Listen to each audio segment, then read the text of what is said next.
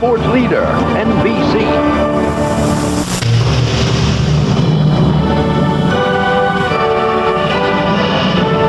This is the NFL on NBC with host Greg Gumbel and co-host Ahmad Rashad.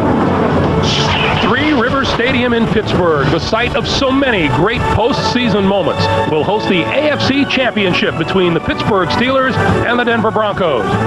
Both these teams come well equipped for a ground war. Denver's Terrell Davis, the AFC's leading rusher, came up with a gutty effort in last week's win over Kansas City despite painful ribs. The Steelers counter with the most popular vehicle in Pittsburgh, the bus, Jerome Bettis, second behind Terrell Davis in the AFC in rushing this season. It's been 8 years since John Elway took the Broncos to the Super Bowl. Today, the 37-year-old future Hall of Famer has another shot. His opposite number today is a man of wondrous talents, Kordell Stewart, the first man in NFL history to throw for 20 touchdowns and run for 10 in the same season. 5 times the Denver Broncos have played in an AFC championship. 9 times the Pittsburgh Steelers have. But they have never met each other with a Super Bowl berth on the line until today. Here inside Three Rivers Stadium, our temporary home just behind the left end zone, we welcome you, everyone. Greg Gumbel along with Chris Collinsworth, Sam Weish, and Joe Gibbs, and Ahmad Rashad will join us shortly. About 7 hours from now, we will be down to 2 teams who will face each other in Super Bowl 32. Here in Pittsburgh, it's the Steelers hosting the Broncos. Now, these same 2 teams met 5 weeks ago. Pittsburgh won 35-24. Denver took a 21-7 lead early in the second quarter on this John Elway to Rod Smith touchdown, but Kordell Stewart rallied the Steelers, throwing 3 touchdowns to Yancey Thigpen, who beat Darian Gordon all day long, and Stewart capped the scoring with a pair of touchdown runs. The gentleman who called that game will call this one. Dick Enberg, Paul McGuire, and Phil Simms. Dick. All right, Greg, third time in 4 years that the Steelers have hosted this AFC Championship game. Folks around here getting used to that. You look at that big win for Pittsburgh against Denver earlier from the Denver point of view, and Mike Shanahan says, oh, woe is me, 500 yards we would have had if we could have just caught the ball when our receivers were wide open, Phil. Well, there were a lot of drop passes, Dick, and a couple things you'll notice in these highlights. John Elway got excellent protection. Receivers did get open down the field. The big difference today from 5 weeks ago, talking to the Pittsburgh Steelers, their defensive coordinator, Jim Haslett, Ed McCaffrey will be back in the game for the Denver Broncos. A good, steady receiver, especially over the middle, makes those catches, and an excellent blocker. And he had the key catch last week in Kansas City, 43 yards on this second half reception that set up the winning touchdown for the Denver Broncos. Well, Mike Shanahan, being quoted here in Pittsburgh, is complaining about his team losing, and that provoked some comments from some of the Steeler players, including veteran John Jackson, who said, we don't whine around here, we lose like a man. Well, we talked to Mike Shanahan yesterday about those comments that he said, and he says, look, when the game was over, I was directing those comments to my players. And anyway, is it okay if I yell at my players for not doing things well? So that was his comment about that. Well, the big matchup in the game in the regular season was Yancey Thigpen against Darian Gordon, and Thigpen won that convincingly. I would think so. 3 touchdowns in the game. Yancey Thigpen is the outside threat for the Pittsburgh Steelers throwing the ball. Darian Gordon, number 23, 3 touchdown passes he gave up in that football game. But Mike Shanahan told him after the game, look, this is the worst game you've ever played. You've had good games before and good games after. And if you think the Denver Broncos are going to change their defense because of what happened in this ball game, you're crazy. They're going to still put 8 men in the box. They're going to stop the run, and they're going to play man on the outside. So as they look for that trip to San Diego in the Super Bowl, the key matchup may be who wins that battle, Darian Gordon or Yancey Thigpen today. Greg? All right, Dick and Paul and Phil, thanks very much. You know, all of this talk about bulletin boards and coaches trying to psych their guys up, is this all overblown, Joe? Greg, we were playing a game in the playoffs against the Rams as the Redskins, and some of the players are walking around out at midfield, you know, where our emblem was. Joe Bugle, our line coach, runs back in and tells our players, they're stomping on our emblem. They're desecrating the Redskin emblem at midfield. I can't believe this. And I don't know whether it worked or not. We scored 51 points that day. Now, they tell me, the players, I was talking to some of the Pittsburgh players, they said Big Carr storms into the meeting room yesterday, holds up this shirt that says AFC champion Denver Broncos, sticks out that square jaw, and he goes, as far as I'm concerned, this is no respect. Took it and threw it on the floor. I got to tell you, I think it does work, and I think Bill Cowher's using it today. Well, maybe he's using it, but NFL Properties prints these T-shirts for both sides, regardless of who wins. Seconds after this game's over with, you're going to see either Denver or Pittsburgh are going to be wearing these T-shirts. They're going to have caps on, and they'll be officially licensed NFL Properties shirts. Cowher didn't tell him that, though. Probably didn't mention that one. Probably took that and threw that one down, too, just make it all part of the mix. But I asked Mike Shanahan about the whole bulletin board thing, and he said, Chris, we don't even have a bulletin board here. And I said, isn't that a noble concept that they're, and when we were really advancing down the National Football League, he mimeographs all the quotes off from John Jackson and gives them to everybody in the building down there. You want to talk about psyching something up? Do you think Bill Cowher has seen Joe Gibbs' impression of him? I don't know. That would go a long way, wouldn't it? Let's go down to the field and join Ahmad Rashad. Ahmad. All right, thanks, Greg. We have a good coaching matchup today. Bill Cowher of the Steelers, primarily a defensive specialist, and Mike Shanahan of the Broncos, one of the more innovative offensive minds in the National Football League. We spoke with both coaches, starting with Mike Shanahan, who's alongside Jim Gray. All right, thank you very much, Ahmad. Mike Shanahan, 14 years in the NFL. Today is his 8th championship game. He's won 4 and lost 3. Mike, however, it's your first as a head coach. When you lost here in December, the Broncos dropped several passes. Was it the feeling that you beat yourselves in that game? Well, first of all, anytime you drop passes, you lose concentration, lose focus, and you got to give credit to the defense. But at the same time, in order to win big football games in a stadium like this, you got to make those plays, and I was disappointed in our football team. Now, the Steelers have used some of your comments after the game as kind of bulletin board material for this game in which you were critiquing your own team. Did you mean to offend the Steelers, and did you, in fact, feel that this is now bulletin board material and they didn't make the adjustments? Well, we couldn't get them very fired up after the way we played, so they're going to have to use something, and they decided to go in that direction. Mike, good luck today. Thanks, Jim. All right, for more on the Pittsburgh Steelers, let's send it across the way to Will McDonough, who's with Bill Cowher. Thanks very much, Jim.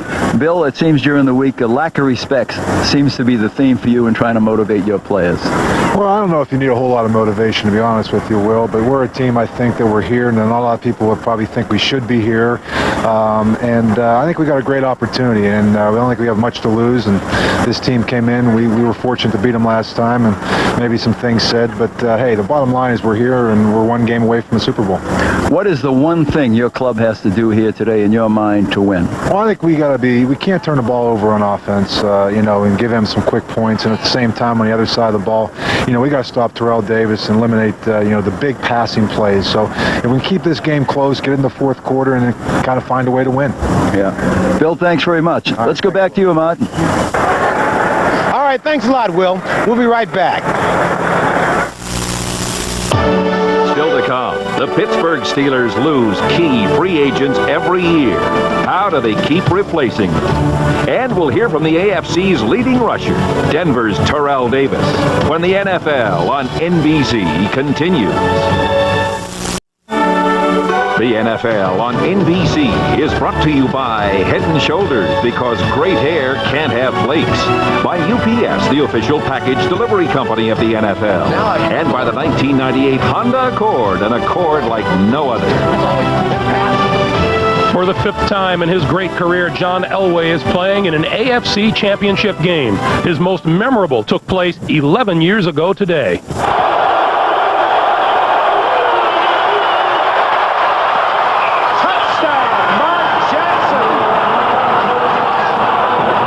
To win that game in overtime on a Rich Carlos field goal. The only blemish on John Elway's record, he is 0-3 in Super Bowls. He knows his opportunities will soon run out.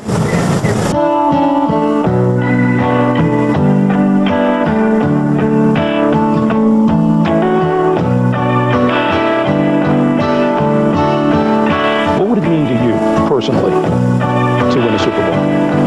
It'd be the highlight. I mean, it'd be the cherry on top of the sundae. I mean, that's what I'm still playing for now. It's not easy to get up on Mondays and Tuesdays when you're 37 years old and playing football. But that's kind of what it's all about. It's kind of the last thing that I have to accomplish in this league, as far as I'm concerned. And not only for me, but for this organization and Colorado and all the Bronco fans that have been out there over the years. I mean, they've been behind us since I've been here. And actually, there's a lot of them been there behind the Broncos since 1960. And I think that more than even me, they deserve a world championship, because I know that they'd be proud of it.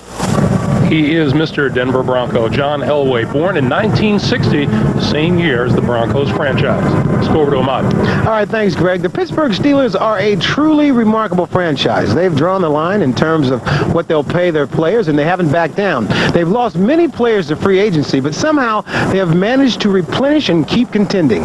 Sam White has the story of one of the best-run organizations in sports.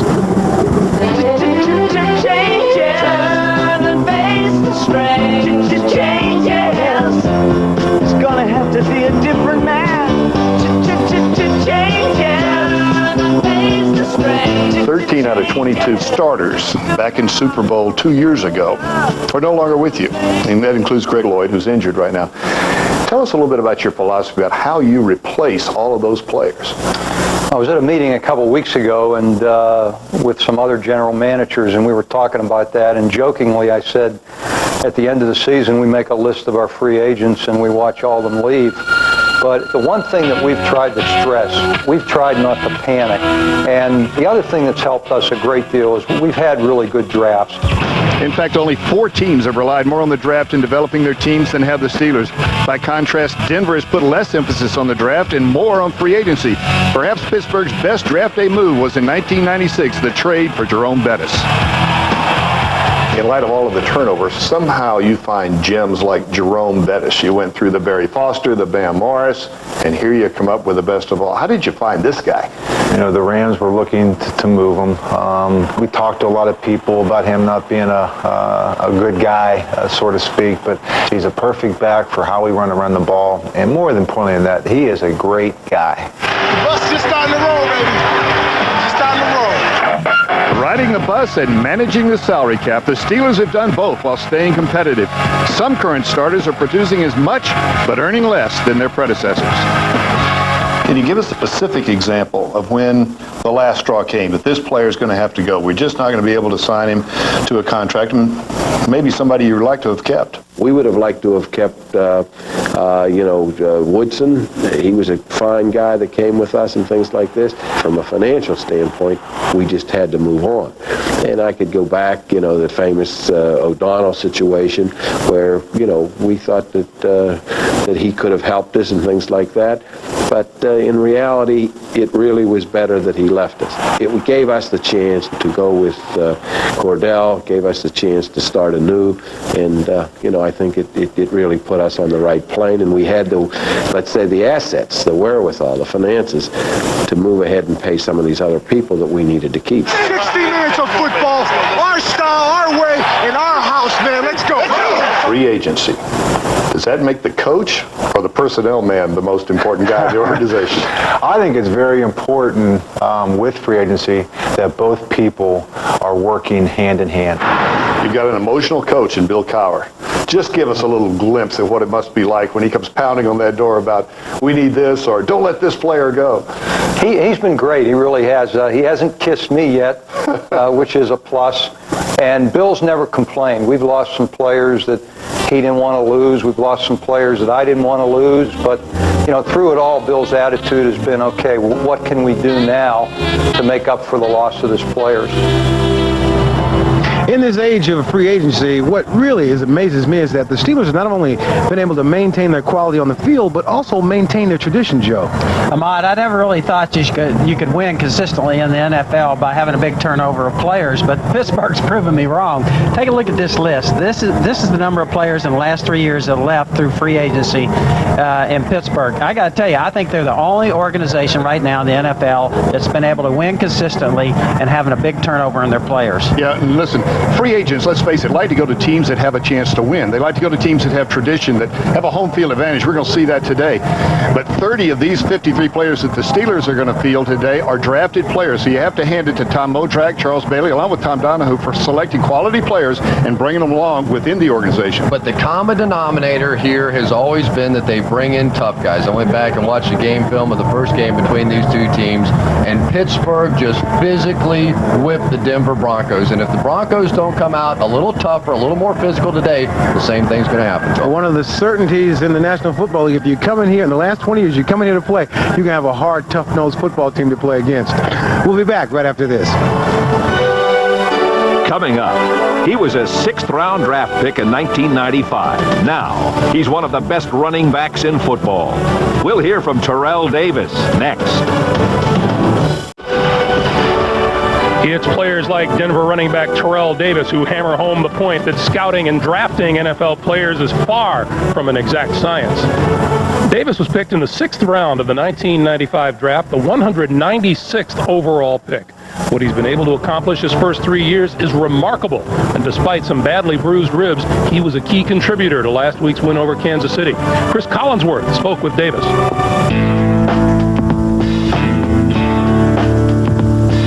Were you a little tentative going into that ball game? No doubt, without a question.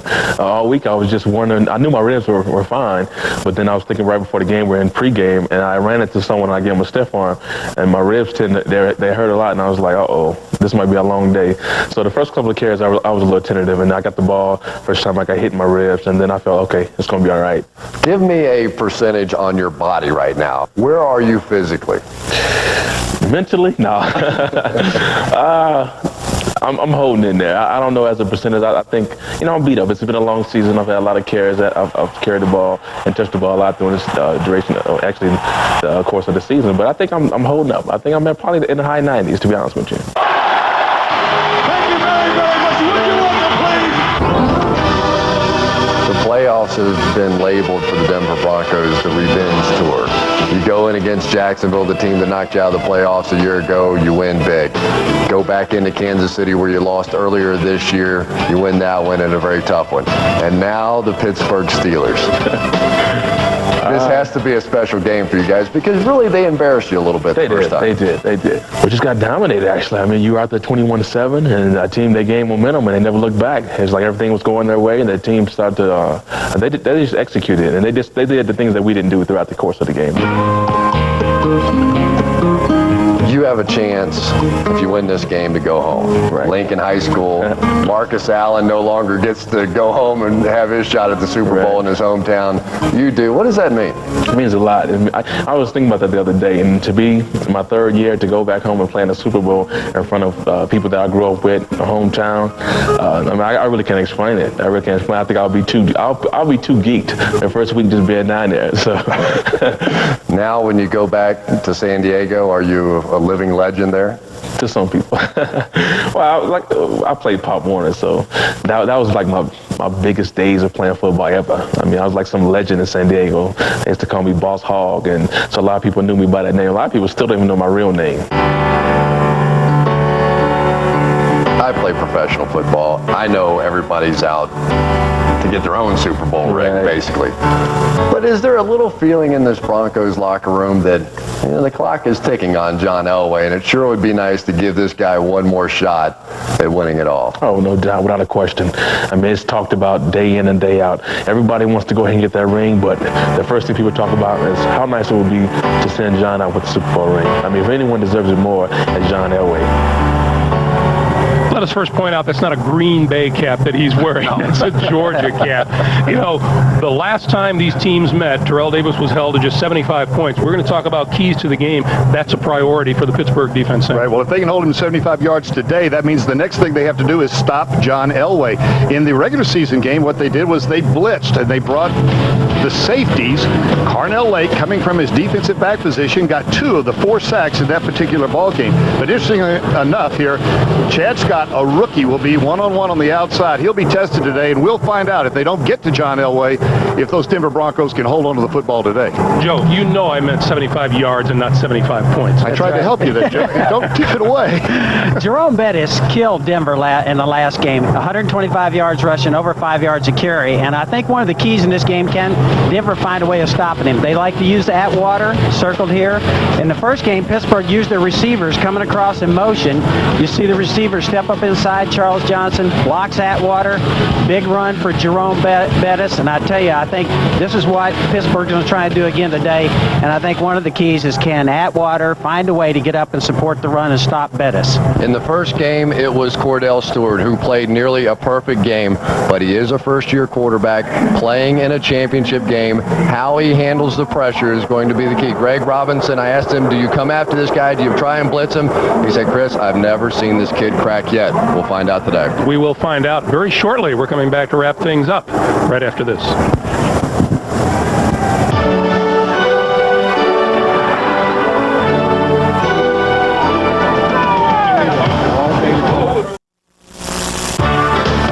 The pick of the week is brought to you by American Honda, maker of fine quality automobiles, motorcycles, and power equipment. Chris Collinsworth is the Honda Pick of the Week champion. With the check presentation, here's Greg Gumbel. And we've kidded Chris all year long about the picks, but he is the winner, and that means $25,000 from American Honda to a very worthy cause, Camp Stepping Stones. Congratulations, champ. Thank you very much. And all the kids in Cincinnati, they're going to benefit from this. Wanted me to thank all you guys for your lousy picks all year long. So thanks, American Honda. What a gracious winner. To the winner of this game goes a berth in Super Bowl 32. The Broncos and the Steelers will look for you again at halftime. The NFL on NBC continues after these messages from your local station.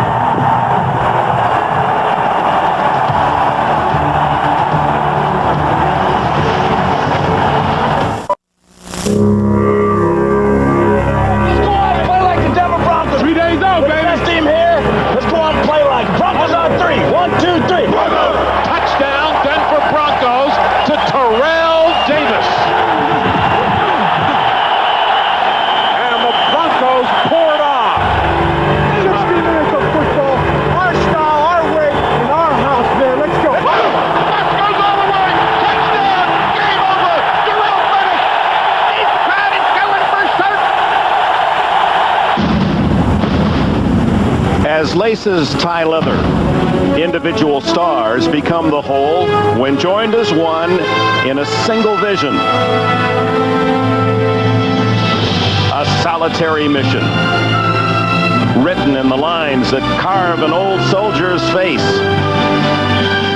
in the eager fire that lights a young man's eyes.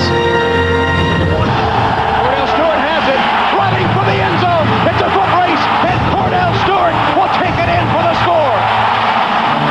Cordell Stewart, quarterback nouveau, impatient in his drive to win it all. He's brought his team to this moment in but his first year as a starting quarterback. Now he chases his future, while another is pursued by his past. Elway will go home empty for a third straight time in a Super Bowl, third straight time in a Super Bowl, third straight time in a Super Bowl, third straight time. Too often history can be contrary and cruel in how she handles the legacy.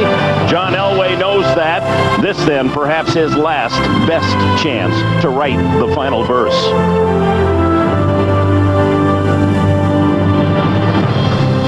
Individual parts drawn together, making up the whole. Today, they decide the AFC Championship.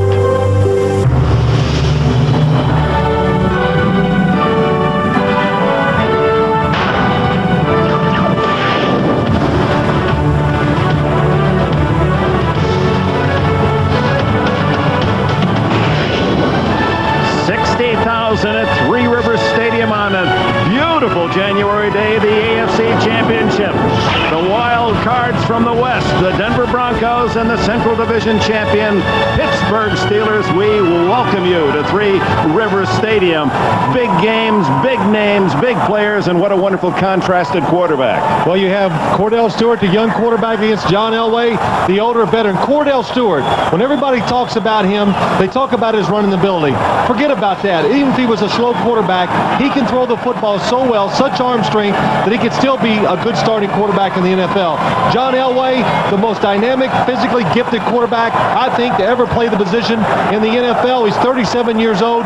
Today, to be successful, he's going to need some protection and some help from his teammates. No one's ever won more games at quarterback in league history than John Elway. The quarterbacks are the marquee names, but this game has featured runners as well. Terrell Davis and Jerome Bettis. I'm going to tell you something right now. All eyes will be on these two guys. They both averaged over 4 yards a carry during the regular season. They are both punishing runners. But the other thing is that when these guys play this ball game, whoever gets 100 yards in this ball game, that will probably be the team that goes to the Super Bowl. Well, just minutes before kickoff, and for the veteran leader, John Elway, time to talk the talk. The only thing is we can only play it one play at a time. Let's go out, walk the walk, play Bronco football, we'll come out champs. Broncos on 3. 1, 2, 3. Broncos!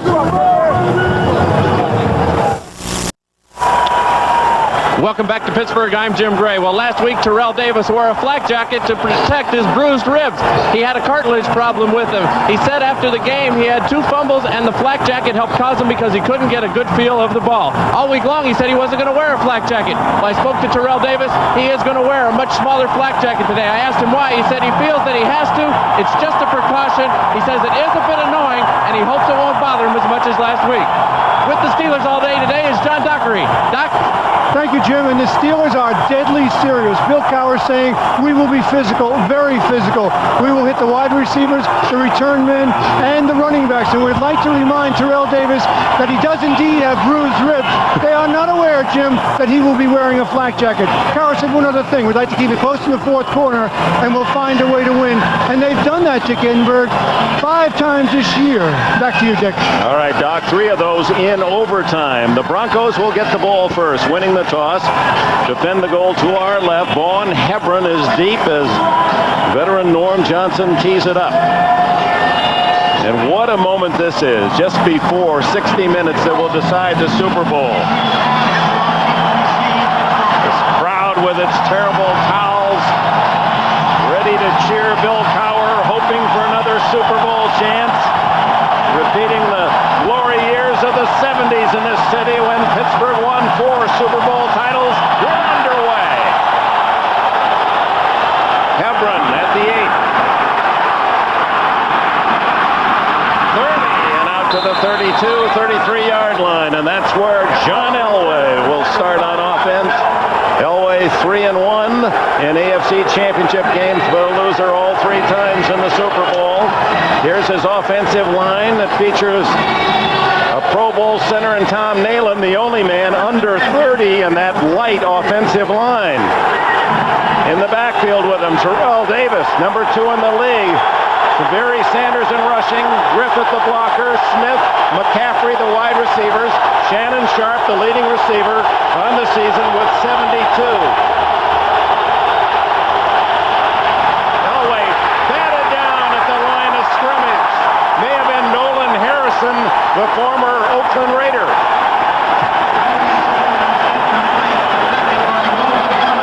Nolan Harrison, number 74, watch, he just times it perfectly. He sees Elway, he knows he can't get to him, Dick, so what you do is put your hand up. Great free agent pickup by the Steelers, grabbing Nolan Harrison, who's developed as a real defensive charge for these Steelers. Many of the fans yet to take their seat on their feet. 2nd and 10. Elway guns the ball. Intercepted by LeVon Kirkland. Turnover on the 2nd play of the game.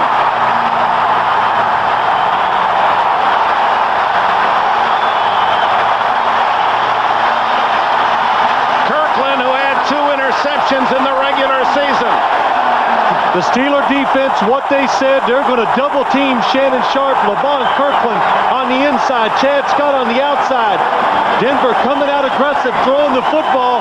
John Elway taking a chance, trying to complete a pass into tight coverage. LeVon Kirkland, he's big, he's fast, and he's got good hands.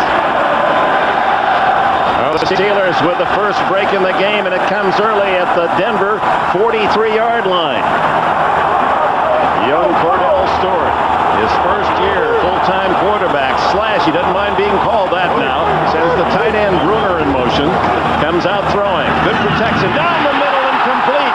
Bruner, who caught only 18 passes all year. Rarely go to the tight end, this Pittsburgh offense, but on the first play they do, 16 yards. You know, we talked to Tyrone Braxton yesterday, and we said, you know, this guy doesn't catch the ball very much, so you forget about him. He said, we might have that tendency to forget about him, but we hope we don't. Mark Bruner should be open down the middle some today because Denver's defense wants to take the wide receivers away from that offense with Pittsburgh because that's where they got hurt the last time they played 5 weeks ago. Charles Johnson, the wide receiver in motion, and the toss to Bettis. The bus is first carry, and he's inside the 25, a gain of 4. Ray Crockett at the left corner made the tackle, introduced the offense for the Steelers. 12-4 in the regular season with Jackson Wolford, the game's best center, many believe, Armani Dawson, Stye, and Strelzik.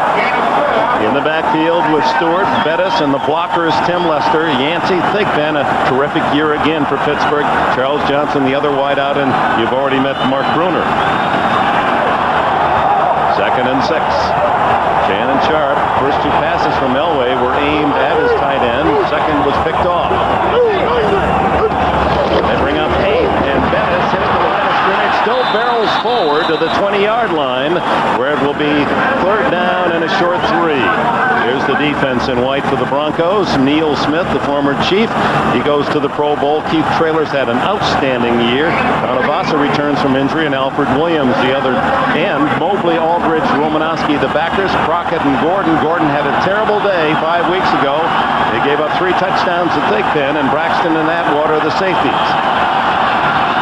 Fred McAfee into the lineup. No one in the backfield. Cordell Stewart backs up into the shotgun. Of course, a danger to throw or run. He fires incomplete. Courtney Hawkins, number 88, was the closest receiver. So on comes the field goal unit after the interception by Kirkland. The drive stalls inside the Denver 20. That time, the Steelers, 5 wide receivers spread it out. Denver's defense took something out of the page of New England's defense last week. 3 down linemen, extra defensive backs. Want to force Cordell Stewart to throw the ball outside if they can. Veteran Norm Johnson from 38 yards. Missed only 3 all season. And this one hooking, no good, wide to the left. And so the early opportunity for the Pittsburgh Steelers goes awry. 38-yard miss. In any game, you cannot afford to do this. When you get in scoring range, you've got to be able to score. This is all on the kicker. He just hooks it left. No score early in the AFC Championship. The NFL on NBC is brought to you by Brewery Fresh Budweiser, who reminds you, fresh beer tastes better. By IBM, solutions for a small planet. By Genuine Chevrolet, the cars more Americans trust. And by Dr. Pepper and your local Dr. Pepper bottler. Dr. Pepper, this is the taste. Welcome back. The Steelers unable to convert the 38-yard field goal. Elway in Denver takes over at the 28. Terrell Davis yet to carry. Here's his first. Off the left side and finds an opening. He's in the clear at the 45. He's at the 40 and is caught from behind and pulled out of bounds inside the Steeler 30-yard line by Carnell Lake and Darren Perry. An explosive run from Terrell Davis. Well, the one thing Jim Haslett, the defensive coordinator for the Steelers, did not want. He says, last game we were disciplined. We played good defense. Everybody stayed in their gaps. We did not give up the big running plays to Terrell Davis. This one, it's simple blocking. Take the guy in front of you. I'll tell you, Schlereth just knocked down Kirkland. I mean, put him flat on his back and opened the hole for Terrell Davis. 43 yards for Davis. His longest run in the first game was 7 yards. Again, Davis tries the middle of the Steeler defense and earns 2 or 3 hard-earned yards. Yeah, we had so much action early, unable to introduce the Steeler defense, so now's the time. Harrison Steed on the nose goes to the Pro Bowl. Kevin Henry, he had his moment at New England. Gilden Kirkland, Holmes, and Dante Jones for Greg Lloyd. Chad Scott, the rookie at one corner. Carlisle Lake, the All-Pro at the other. Perry and Bell. Myron Bell will be hawking Shannon Sharp. And there's Lloyd, tenacious defender and spirited leader. Been out with a staph infection. Second down, Elway. Into the flat to Davis. Hit immediately at the 25-yard line, a gain of only 2. All right, let's talk about the game plan for Denver. Offensively, Denver, catch the football. They're going to get players open, Phil, but they must protect John Elway. And the other thing is, be more patient with the running game. Well, that's right, Paul. And in the Pittsburgh defense, something they did last time these two teams played 5 weeks ago, they didn't give up big plays. Don't do that today. They think if they can make you drive down the field with their speed and athletic ability on defense, somebody somewhere in all those plays will stop the drive. Third down, a short 6. Sharp in motion. The throw complete to McCaffrey, and McCaffrey, the sure-handed wide receiver, has a first down at the 13. 11 on the play. You know, at the beginning of the show, you said something about McCaffrey will go across the middle and catch the ball. Will he ever? Well, that's what he'll do. He's 6'5". He's a good target, not afraid to reach up and catch it. And John Elway, he likes Ed McCaffrey was in there because he looks over the middle, takes advantage of his height, and anytime a defensive team blitzes, it leaves it open for Ed McCaffrey. An all-Stanford combination, Elway to McCaffrey. First down. McCaffrey in motion. Davis again trying that left side and has some room inside the 10-yard line. Dick, what they're doing on that left-hand side now, they may go back and do it the right too, but on the left-hand side, what they're doing is they're caving everything into the inside. And if you just look at it, watch the offensive line. They'll bring everybody down. Look at this. Tony Jones and the other tackles, the right side pulls around and tries to lead Terrell Davis, Paul. But what I'm saying is the left side of that line seals everything in, and you got people blocking in front. 6 yards for Davis, and they don't allow many rushing touchdowns here at Three Rivers. One in all those quarters over 70. That was by Davis, who gets the toss. He's at the 5. He is in the end zone. The Broncos score first. Boy, did it get quiet in here. A mile-high salute. Terrell Davis produces quite a drive of his own. He had only 31 yards the first half last week at Kansas City. He has 59 yards today in the opening quarter. Well, this is Denver's favorite running play. They toss the ball to Terrell Davis. You think it's going outside, but almost every single time, as soon as he sees daylight inside, he cuts it back up in there to get positive yards. Adds the extra point. It is 7-0 Broncos as they go 72 yards in 6 plays. The capper, 8 yards from Terrell Davis, who scored 15 rushing touchdowns in the regular season.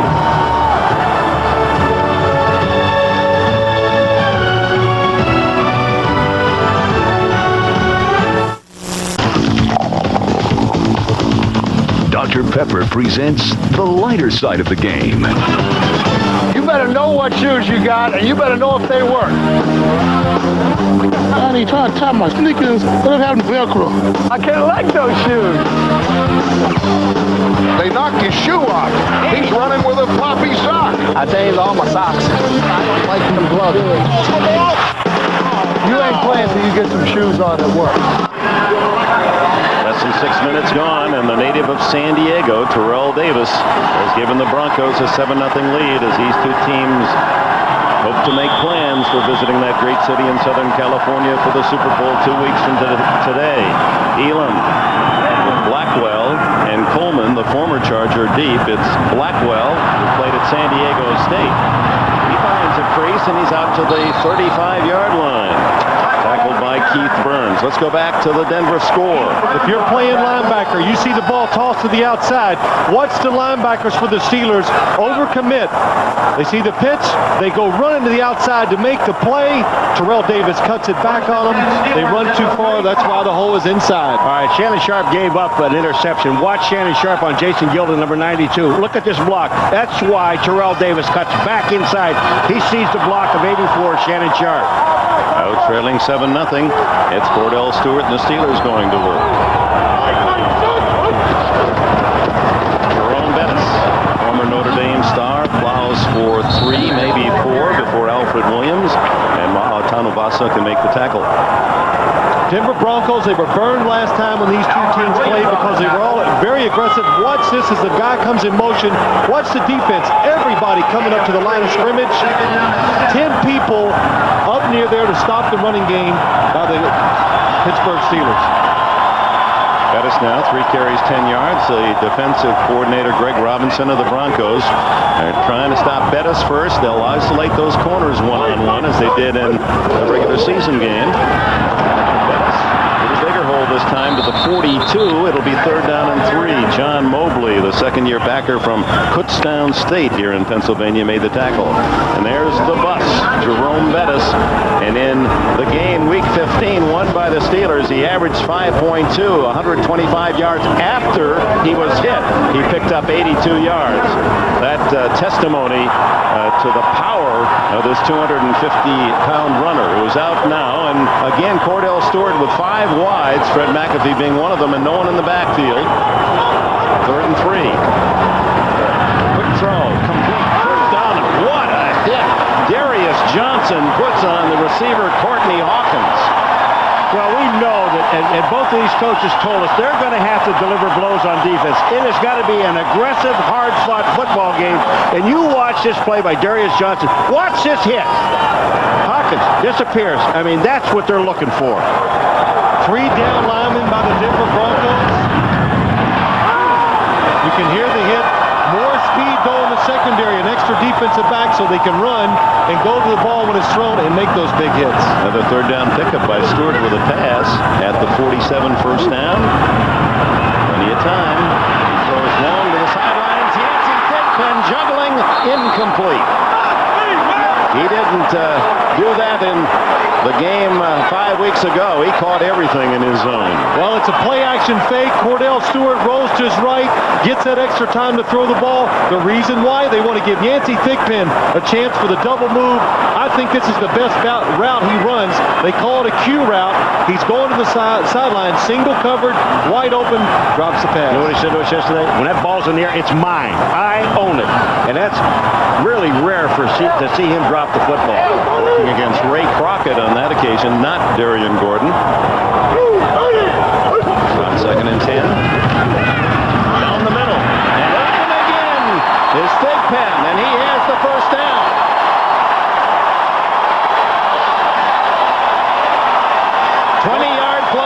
Well, when you can run the football so well, you put people near the line of scrimmage. That means your wide receivers have single coverage. Ray Crockett on Yancey Thigpen. Perfect throw by Cordell Stewart. It's over the middle. He keeps it low so the free safety for the Broncos can't come up and make a big hit on Yancey Thigpen. Thigpen from Pine Tops, North Carolina, and Winston-Salem State. Leading the team in catches with 79, wearing John Stallworth's number 82. Stewart to run. Cordell Stewart is open. Stewart! Touchdown!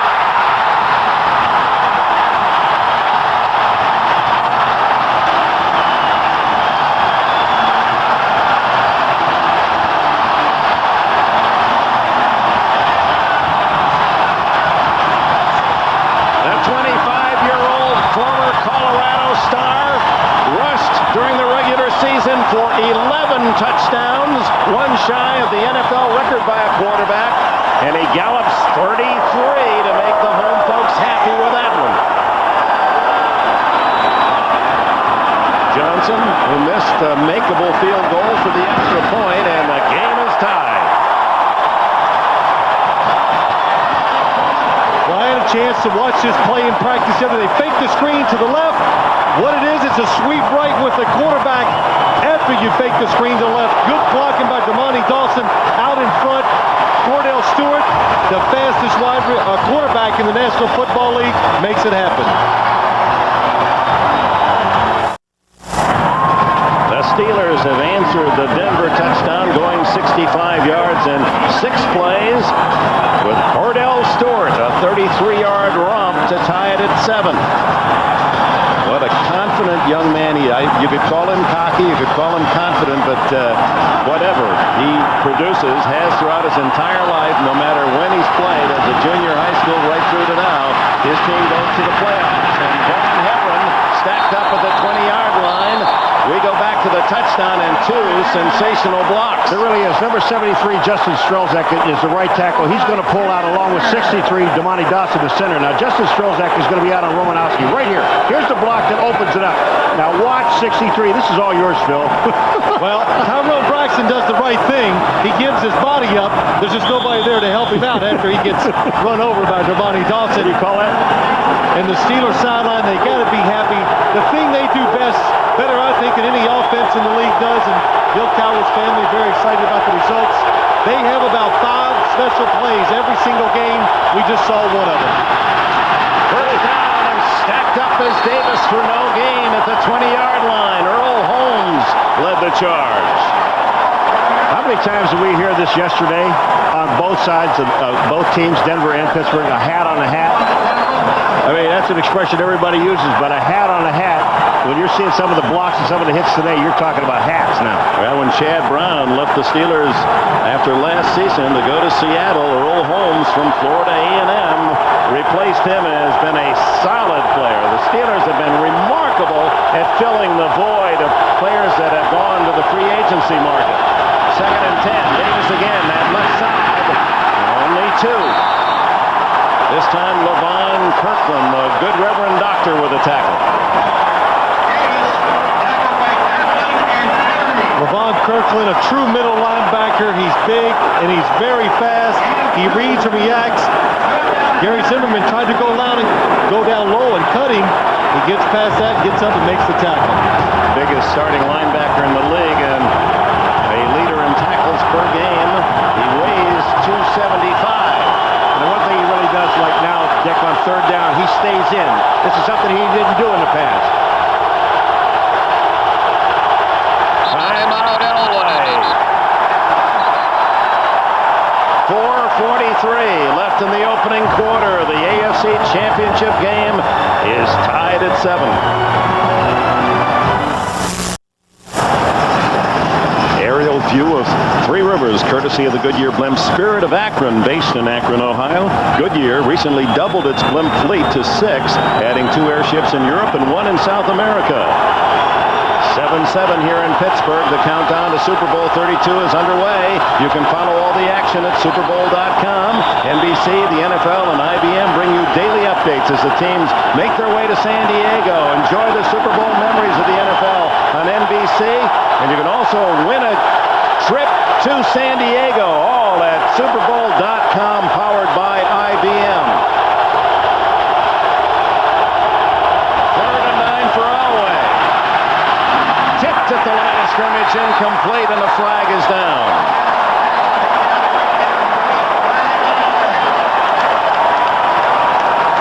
Referee today, Ron Blum. Offside, Pittsburgh. So Elway and the Broncos will get another chance. 3rd down and about 3.5. Well, sometimes you're on defense and you're trying to blitz, put pressure on the quarterback. You don't time it just perfectly. Offside, 30 defense, wind up in the neutral zone. 5-yard penalty, rookie 3rd down. Chad Scott, the rookie cornerback. He just lines up offsides, Chad. Second tip pass. Elway today. Looked like Darren Perry might have gotten a piece of it. Or it slipped out of Elway's hands. 3rd down. Blitz. Elway able to shake free and run. The old man can still move, and he dives to a 1st down at the 35, and he needed that dive. Yardsticks were about the 31.5. Shannon Sharp is in the backfield to protect John Elway. They notice they don't need him. He comes in motion, comes outside, but the Steelers, Chris Odom, number 24, comes on the blitz. Nobody there to pick him up. John Elway, I said earlier, I don't think he can run for those 1st downs anymore. Well, he just makes it look a lot harder. He does. He's struggling. He's 37 years old. But the thing about Oldham, you have to, when you blitz like that from the outside, you have to be controlled. You got to be under control and get to the quarterback. Elway and Stewart, 2 of the active quarterbacks. In fact, the 4 quarterbacks that remain can run. Shannon Sharp in traffic holds it in for a 1st down at the 50. His first catch worth 13 yards. Shannon Sharp was lined up on the line of scrimmage next to the tackle. He splits out the last second. Why do they do that? To give him a little room. The one thing he does well, he's a big tight end. Give him some room. John Elway, Shannon Sharp uses his big body, able to catch the ball. Led the team with 72 catches, but only 1 against Pittsburgh, and he had 3 critical drops in that loss. 7-7. 1st down at the 50. Elway's plenty of time. Open man over the middle is Rod Smith. He has his first catch. And Smith, who had 2 touchdown receptions against the Steelers earlier, 1st down at the 32. The Steelers come on a blitz. Look at the line of scrimmage. People coming. Look at the protection. John Elway. Plenty of time. Nobody in front of him. This enables him to look down the field. Find Rod Smith wide open across the field. 2.7 seconds. What is good for the quarterback? Well, 2.7 is pretty good on a drop like that, but the big thing there was, Dick, it probably takes somewhere around 3, but nobody got close to it, enabled him to look down the field and see the receiver. Terrell Davis smashed at the line of scrimmage. Joel Steed got his 310 pounds in there. They're saying fumble the Steelers, but no word yet officially. And I believe they're ruling Whistle had blown the play dead. No, Steelers recover. No signal till then. There is a reason why Joel Steed, number 93, is going to the Pro Bowl, and everyone on this team is very happy for it. And Bill Cowher said we were going to have to stick some people. Take a look at this run. Here comes Terrell Davis, and Joel Steed meets him head-to-head. The ball is out. It's an excellent call by the officials. That is a fumble. And Bill Cowher, the spirited 40-year-old head coach of the Steelers, the emotional sidelines presence. Well, it doesn't take a lot to get him fired up, so a fumble, he's going to go crazy over something like that. He was fired up at breakfast yesterday. Stewart. Long throw downfield for Thigpen, almost intercepted by Tyrone Braxton. You know, Dick, this play right here is a classic example of what Bill Cowher told us yesterday. The three things that can happen when you throw the ball up in the air. One, it could be just dropped, incomplete pass. Two, it could be intercepted. Or three, pass interference. And Anthony Thigpen that time just went after the ball. Well, the Denver Broncos in the perfect coverage. Not a smart throw by Cordell Stewart. Very lucky. It looked like Tyrone Braxton just mistimed his jump, and the sun was a factor too why he didn't intercept the pass. Tim Luster, the blocker in motion with Bettis behind Stewart. Stewart, the quick throw. Incomplete to tight end Bruner. He was open. A little too tall. So Cordell Stewart now 3 for 7 passing, 41 yards, but the big play, the 33-yard run for touchdown by Cordell. I mean, they're doing very well, but the thing that's so surprising to me is Jerome Bettis is in that backfield, and he's the third leading rusher in the National Football League. Had 120-some yards the game before, and I know they're going to get. They're patient. They're going to get to him. I know they're going to get to him. They're trying to take advantage of the defense right now. If you've noticed, when Pittsburgh's throwing the ball, there's been some wide open receivers down the field. They're going to make them change defenses before they start running Jerome. Denver with the best third down defense in the league. 3rd and 10, shotgun Cordell. The throw downfield. First down at the 49 by Yancey Thigpen. Atwater made the hit. 18 on the play. Dick, anytime there's a blitz, you get time to throw it down the field. Look, 2 people coming from the backside. Watch Pittsburgh's offensive line in the backs. Excellent job of picking it up. Gives Cordell time to throw it down the field. He anticipates the throw. He throws it nice and soft to that open spot in the middle. Yancey Thigpen, he knows he's going to take a big hit because the ball's hanging in the air. Catches it with his body with both hands. And credit Brendan Stye, 68, with a block that freed Stewart for the throw. Bettis hit in the backfield, no gain. Bill Romanowski, the veteran linebacker from Boston College, made the stop.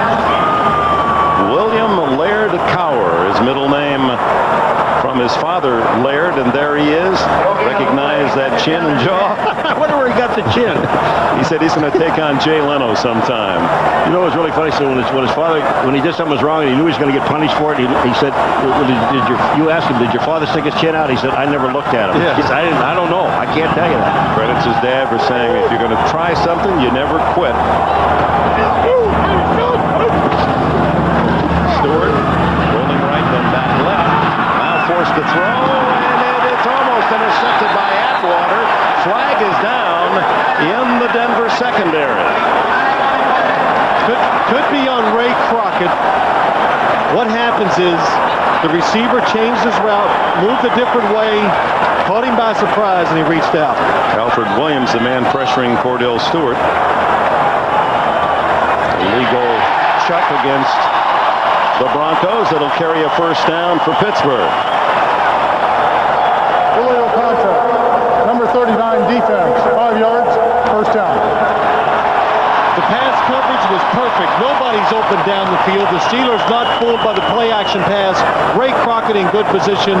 Just puts his hands up on the receiver way too long.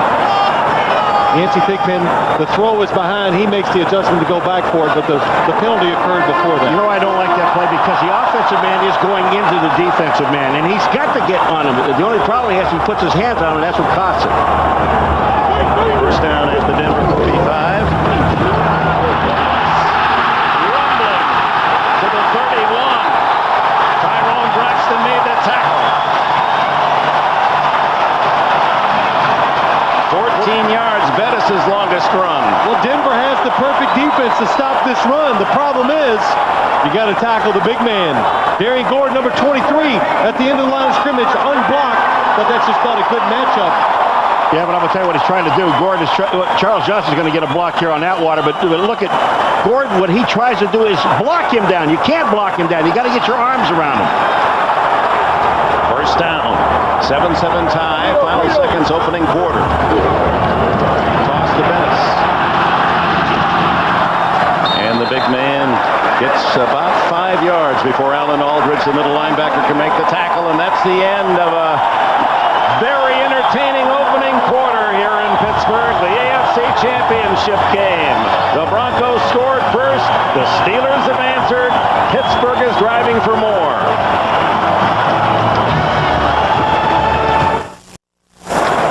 Back in Pittsburgh, and a reminder, an NBA doubleheader next Sunday at 12 o'clock. Larry Bird goes back to Boston to take his Pacer team against the Celtics, and then Charles Barkley and the Rockets go to Chicago. Michael Jordan and Scottie Pippen, then the world champion Bulls, going for 6 titles, all next Sunday, starting at noon Eastern on NBC. Well, Michael Jordan's got his partner back, Scottie Pippen, so, they're going to be tough. Got a chance to watch him last night. 14 points Scottie Pippen scored, and, you got to have your partner, and just think what it would be like if you didn't have Paul up here with you. You'd be lost. You'd be lost. The Pathfinder, Paul McGuire. First down for second down and 6 for the Steelers as we go to the first play of the second quarter, and Stewart batted around incomplete. Tyrone Braxton had the best shot at the ball. Yancey Thigpen complains that he was a bit overcrowded. Neil Smith did not take the fake to the other side. Neil Smith coming upfield, defensive end. Look at Justin Strauss, pushes him to the inside. Now he reads Cordell Stewart, gets there. A little late, but gets there. And good, he did not go for the fake, and Cordell Stewart twice now thrown into double coverage. Lucky both times the ball was not intercepted. It's a nice play, though, by Tyrone Braxton. He tried to knock the ball back to Ray Crockett. Third down and 6. Out of the shotgun.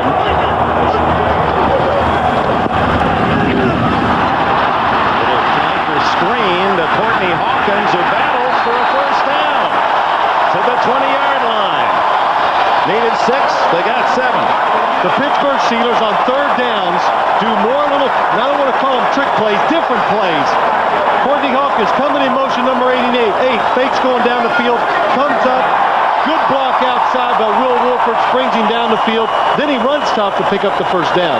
The amazing part about this whole thing is the offensive line, how they got in position to make all the blocks they had to make. Because there were linemen downfield. They were not receivers. Hawkins, like his cousin Andre Rison, went to Michigan State. First down at the 20. Bettis. Start 5, 6, 7 yards on the play. Atwater, the tackler. They can't stop me, says Jerome.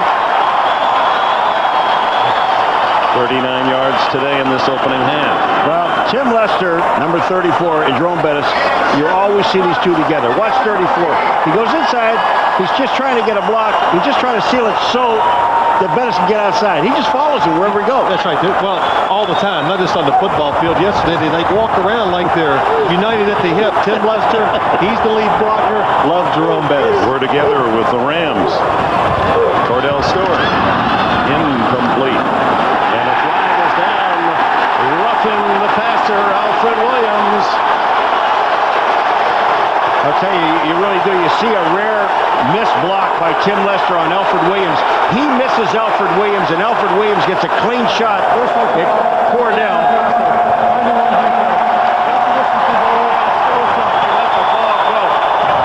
You're going to see number 34. He comes to the right of the screen, and he misses Alfred Williams, and then there's the penalty, just drilling him into the ground. Riding him down, I think, is where the flag finally was thrown. It wasn't the late hit. It was the fact that he stayed on top, took him down to the ground, something you're not allowed to do, Dick. You're not allowed to take your body weight as a defender and push the quarterback down and fall on him in that fashion. That could be one of the reasons why they called it. First and goal, just inside the 7. Tied at 7. Bettis hitting the backfield, breaks loose. Drives to the 1. They had him for a loss. Neil Smith saved the touchdown. When you talk about just making plays, you can't always block them. They can't be designed perfectly. This time, Jerome Bettis running to his left. Look at the penetration up the field. Alfred Williams misses him. Tyrone Braxton tries to force it back inside, but he's such a big running back with good feet. Hard to bring him down. He really is. And Tyrone Braxton really did a great job by just forcing Bettis back inside to where all the white shirts were. Bettis, who was the third leading rusher in the league, scored 7 rushing touchdowns. Second and goal. Bettis. Touchdown, Steelers.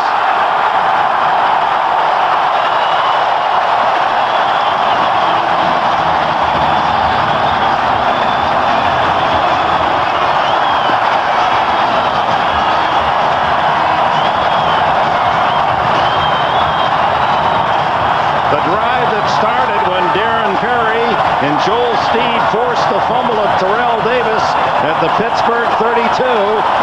And they go 68 yards in 11 plays with Bettis, the capper, from 1 yard out.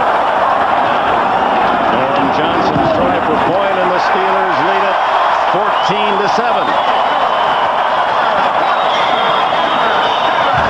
Jerome Bettis, acquired 2 years ago from the Rams in a trade, and what a player he is.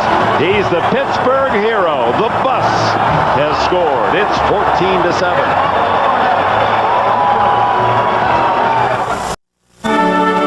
The NFL on NBC is brought to you by the new Dodge. It's about change.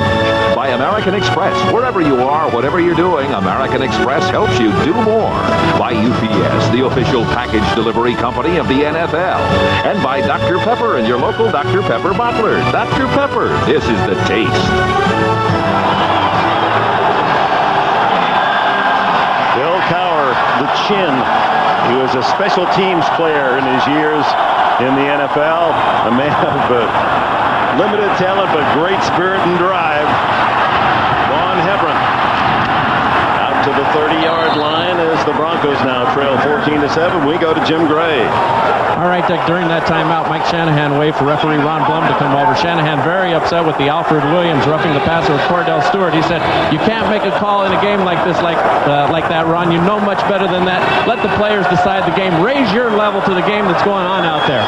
Dick? All right, Blum giving him a lead. I'll put it there. Yeah. Broncos with 2 turnovers.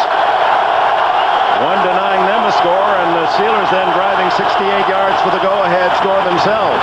Elway hits his man Rod Smith, who in turn is tackled by rookie Chad Scott, who is the #1 pick of the Steelers from the University of Maryland and is seeing more duty as the season progressed. Phil, let's just go back to the touchdown, the Bettis touchdown, the 2 plays. Yeah. Nothing fancy. I mean, they just went down and gave it to the guy that can score. Yeah, that's right. You know, you were talking about it earlier. The Pittsburgh Steelers offensive line and this Denver line, not big offensive lines when you look at them from around the league. But you know what they do? They move very well. They're athletic, and that's why their running games, I think, are so good and 2 of the best in the league. All the diversity they can use because of the runners on the offensive line. Measure to see, and indeed Smith picking up the 10 yards for the first down. And the other thing about this game, these 2 teams just played 5 weeks ago. A lot of times that makes you think, well, let's be a little more careful the second time around because this didn't work and that didn't work.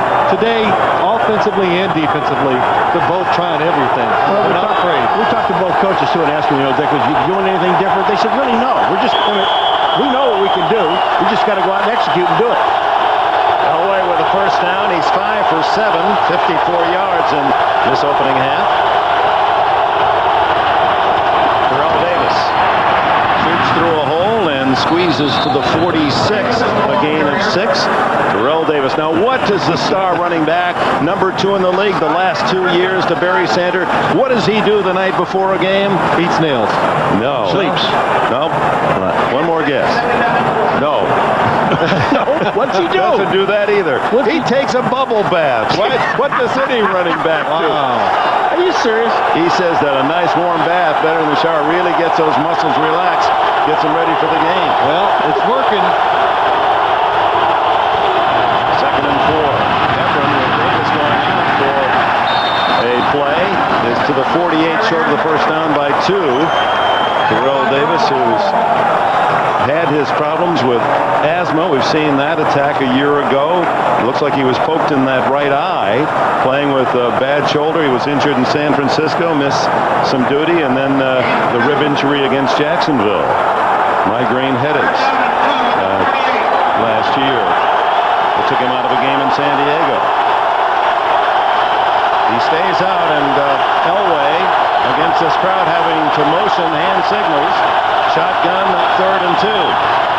The throw complete to Hebron, and Hebron, who was flanked out, has a first down at the Pittsburgh 43. Myron Bell the hit. Well, this looks like an awful tough situation to put Von Hebron in. You split him out as a wide receiver. Then you make him go down the field, come underneath the coverage, and catch a tough ball up and away from him. But it's a pretty good throw by John Elway. That tells me Von Hebron must be a good receiver. And they got the matchup they wanted. Kirkland, 99, the big linebacker on the running back. But Hebron didn't like that matchup. He's 5'8" and 192, and Kirkland's the biggest backer in the NFL. First down, Elway on his back foot, incomplete. He had to get rid of it, looking for Rod Smith. Carnell Lake covering. You know, you've talked about so many times about pick up the blitz. I mean, Elway had time. This offensive line and backs picked up the blitz. They do a terrific job. LeVon Kirkland on the blitz. Elway must see him. He's picked up. He rushes the throw just a little bit, leaves the receiver too much. LeVon Kirkland has played as big as his stature today.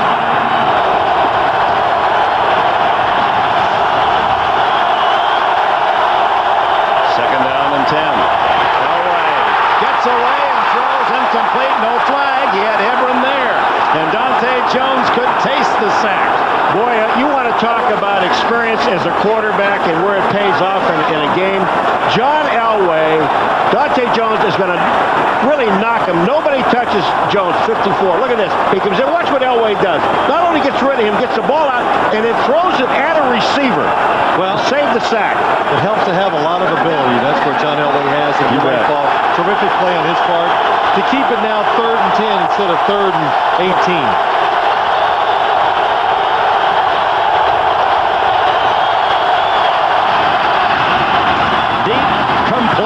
Leaping catch by Rod Smith, who starred in the game against Pittsburgh 5 weeks ago. He had 70 catches as he emerged as a solid receiver out of Missouri Southern. 18 on the play. Protection.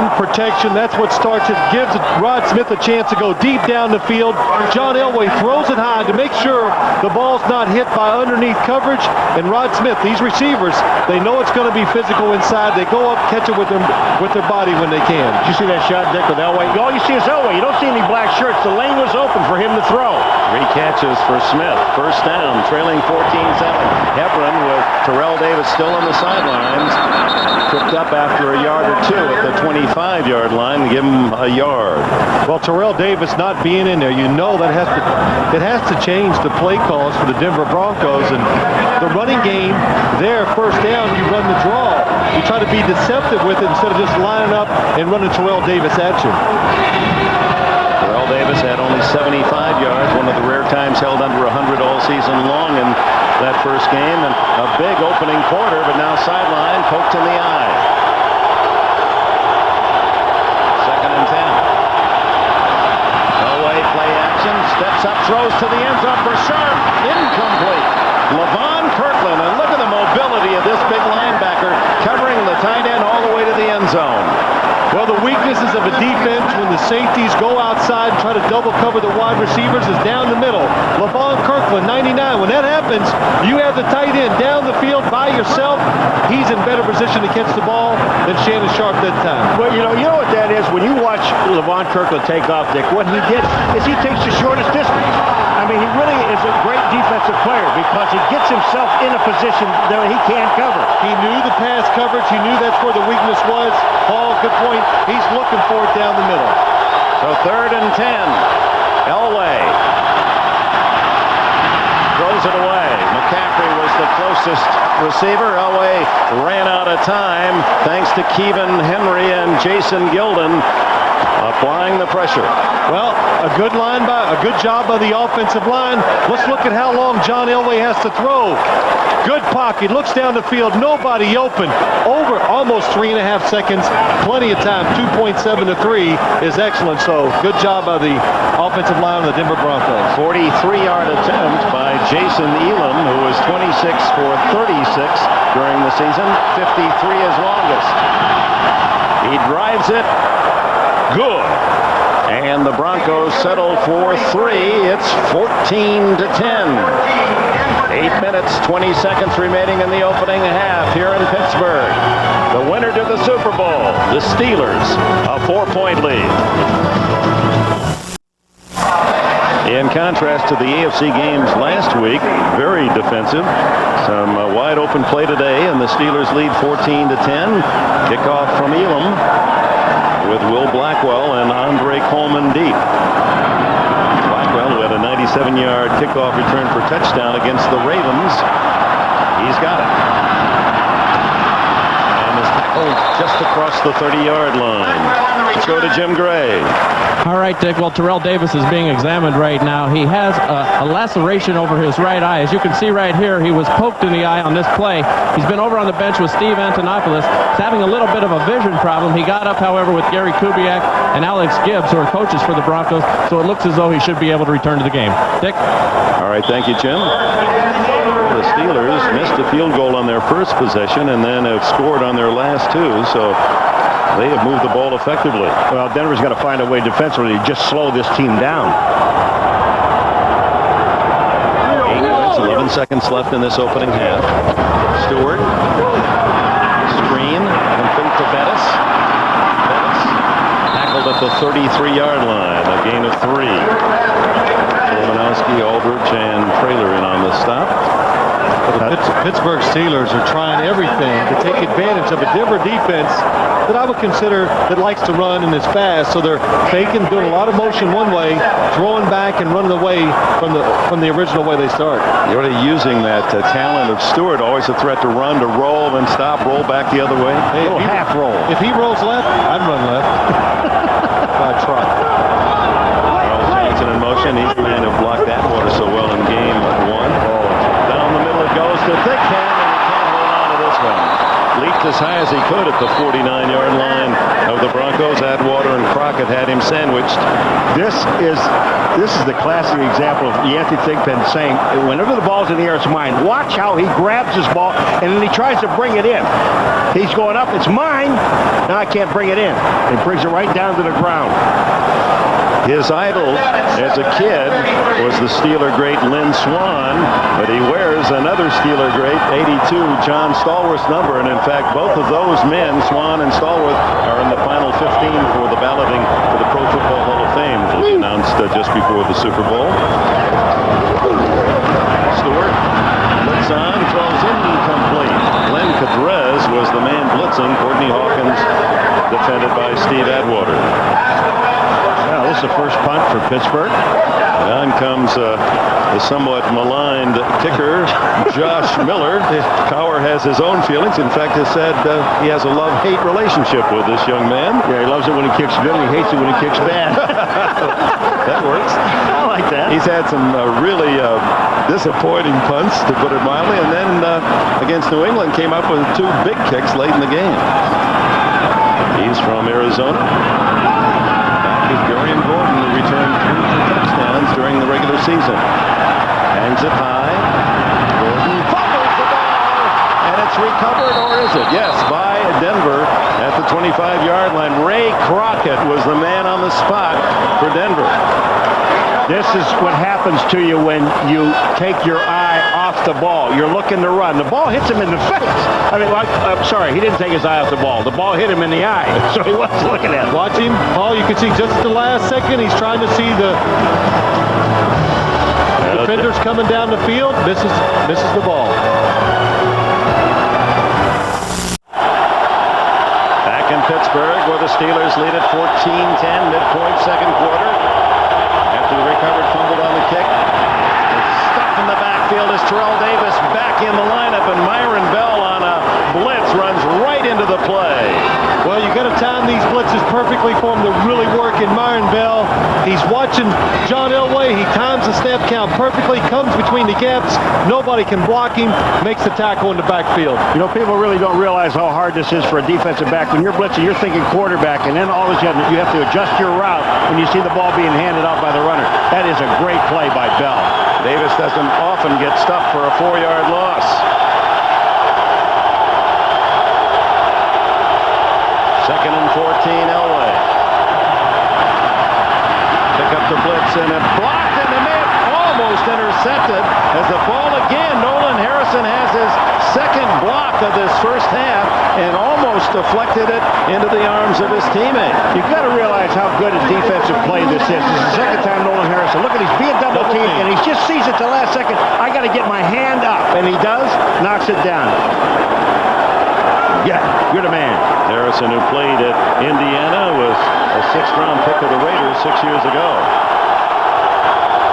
3rd and 14, and the crowd volume turned up for Elway. Elway, one for the last 6. Throws to the sideline, and a flag down. 2 of them down, and interference is going to be called against the Steelers. If the ball had been caught, it would not have been enough for a first down. So this is a big call, should it be interference against the Steelers. Carnell Lake definitely had his hands on the receiver on the outside.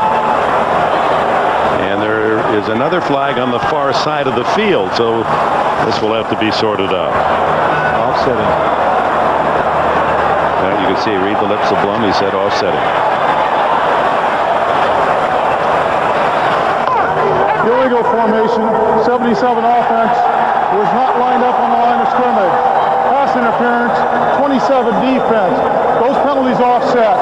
Repeat 3rd down. Well, the Steelers dodged the bullet on the negating penalties. You know, the last game when these guys played, you talk about 11 drops. Well, here is the pass interference penalty. I'll get back to this in a second. Right hand goes around. Well, that was really close. I mean, Tony Jones, the right tackle. What happens? You got to have your foot.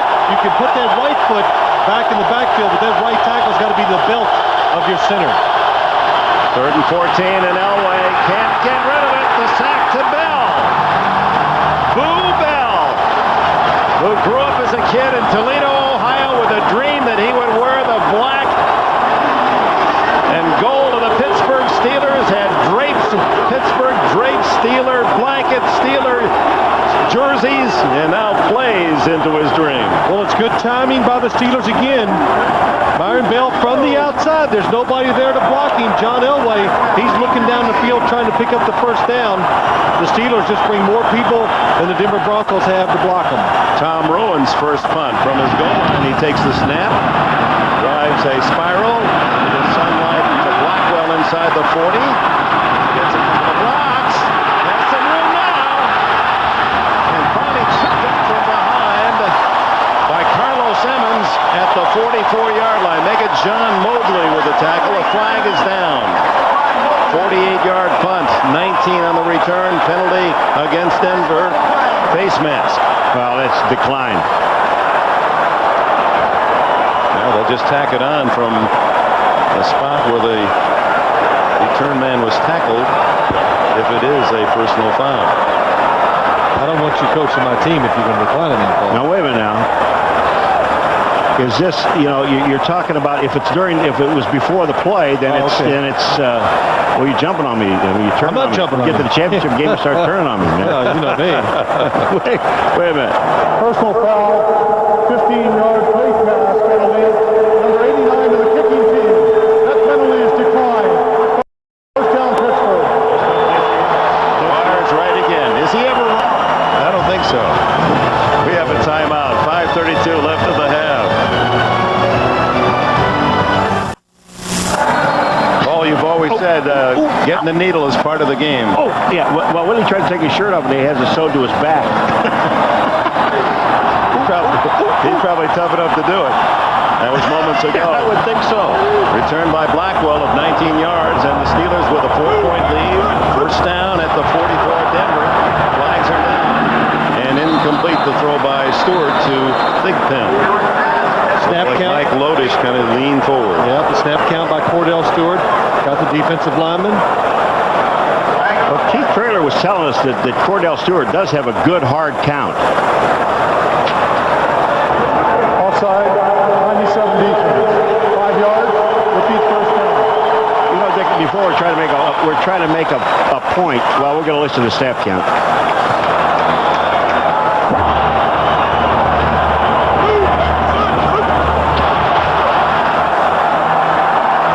That was just regular old snap count. Yeah, it was. He's just trying to be greedy, get there quick. It's not a John Elway snap count. First and 5 as Bettis buries tacklers inside the 35, close to a first down. Alfred Williams on top of the ball carrier. I was trying to make a point before. I'm going to finish it. The Broncos in the last game, 11 drop passes, Dick, and they found a way to lose that ball game. And in this ball game here, you look at it, trying to find a way to win. Well, they've already had an interception, they've had a fumble, and they almost fumbled the punt return.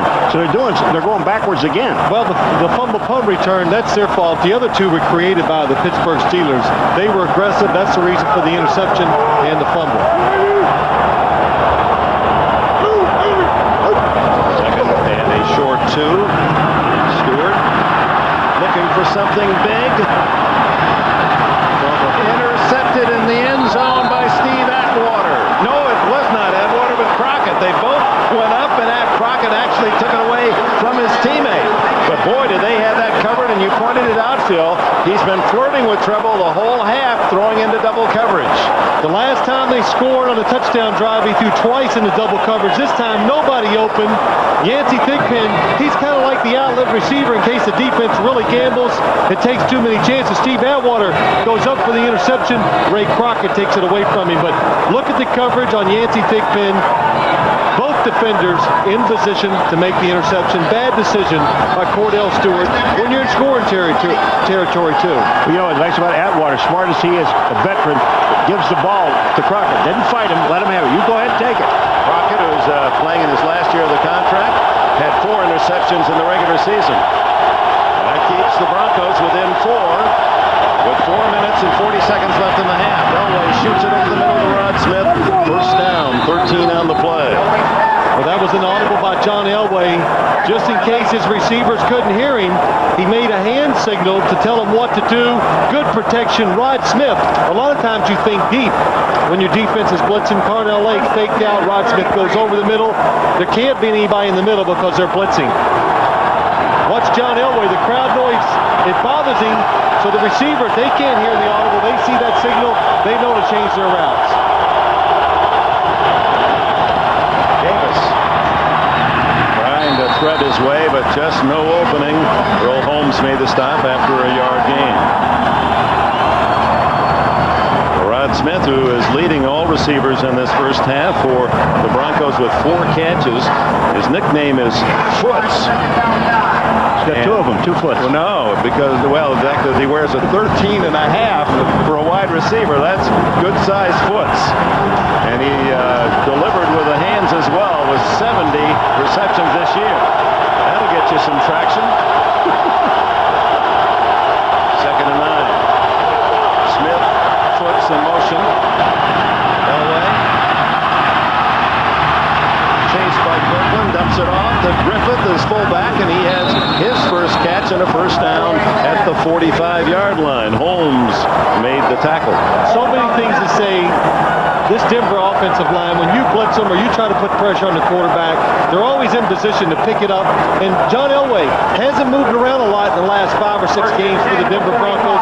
That time, nobody opened down the field. He moves out. Good job by the offensive back getting out there and catching it. Denver with the lightest offensive line, if you can call an average of 289 light, but in NFL terms, it is the smallest line in the league. But they're mobile. That's true of the Steelers as well. The throw downfield is sharp, backpedaling with a catch, and falling at the 35-yard line of Pittsburgh. Oh, Dick. You know, Phil, you've been talking about this offensive line in the pickup. It's unbelievable. It's a good job, Paul, picking up. And what happens when you pick it up? You give the receivers time to get down the field. It's a blitz by the Steelers. Shannon Sharp going down the seam. They're playing a little zone behind it. Look at that big open space. Elway anticipates, leads the receiver into it for the catch. But the thing about it is, Elway, there wasn't a guy within 5 yards of Elway, and that was a blitz. And you give him that much time, he's going to make it work. Sharp, who led all tight ends in the league with catches this year, brings these teams to the 2-minute warning. Welcome back. Looking down at Three Rivers, one of the world's most enduring corporate symbols. The Goodyear Blimps Spirit of Akron, providing beautiful aerial shots today. For more information on the Goodyear Blimps, try its internet site at www.goodyear.com. I flew that thing, you know. Did you really? A couple times. Actually, did you pilot it or passenger? No, I piloted it. I was a pilot. I put my arm out when I took a left, put my arm right out the window. Did your weight bring it down? That's what I want to know. We kept going nose down a lot. 2 minutes left in the half. Denver trails Pittsburgh 14-10. Broncos first down at the 37. Elway. Incomplete. Rod Smith in the area, and a flag is down. Ed McCaffrey was the short man in the flat, and Rod Smith downfield. It looks as if we've got either holding or interference against the Steelers. Holding is 5 yards. Interference, that's down there. That's interference. That's big. That puts the ball about the 16-yard line. 15 Pass interference, 30 defense. First down, Denver. Chad Scott. That's right. I'm sorry. Chad Scott, a rookie. He knows he's always going to be tested deep because he's a rookie. He says, they'll do this until I earn a reputation, but it's down the field. Put his hands on Rod Smith. Made him slip. The official standing right there sees that. That's why he throws the flag. 22-yard penalty. Ball at the 16. 1:54 left in the half. McCaffrey in motion. Elway to Howard Griffith, and the fullback is to the goal line. Touchdown! Howard Griffith, and how about this? Did not score a touchdown rushing or receiving all year. He's got one today in the playoffs. I checked those gloves. Damn gloves on. He checked those hands. Look what great hands! John Elway very excited about the play because he knows it's not a good throw by him. He throws it behind the receiver, Howard Griffith, out in the flat. It's a blitz by the Steelers. Sticks that left hand out, brings it right in. Griffith had never scored on a touchdown pass. That's the 41st receiver in Elway's history to score. As Elam adds the extra point, and Denver reclaims the lead at 17-14. Well, John Elway, he's still excited about this throw because he knows it's not good. When your receiver bails you out, not only does he catch it, then he scores. John Elway in the closing minutes of the first half, 4 for 4. 15 on the touchdown to Howard Griffith for the lead.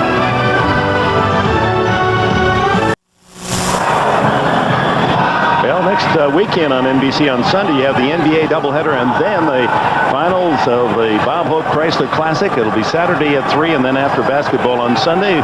Always a great golf event. Bob's friends from Stage, Screen, Sports, and Politics join the PGA Tour's best coming up Saturday on NBC. A couple of football players, Emmitt Smith, Marcus Allen. I was going to play, Dick. I really was. But you're not a player. No, I am, but I had to cancel because I lost my one ball. We're going to miss you. Elam sends Blackwell into the end zone, and the Steelers, who have all 3 timeouts remaining, will start at the 20.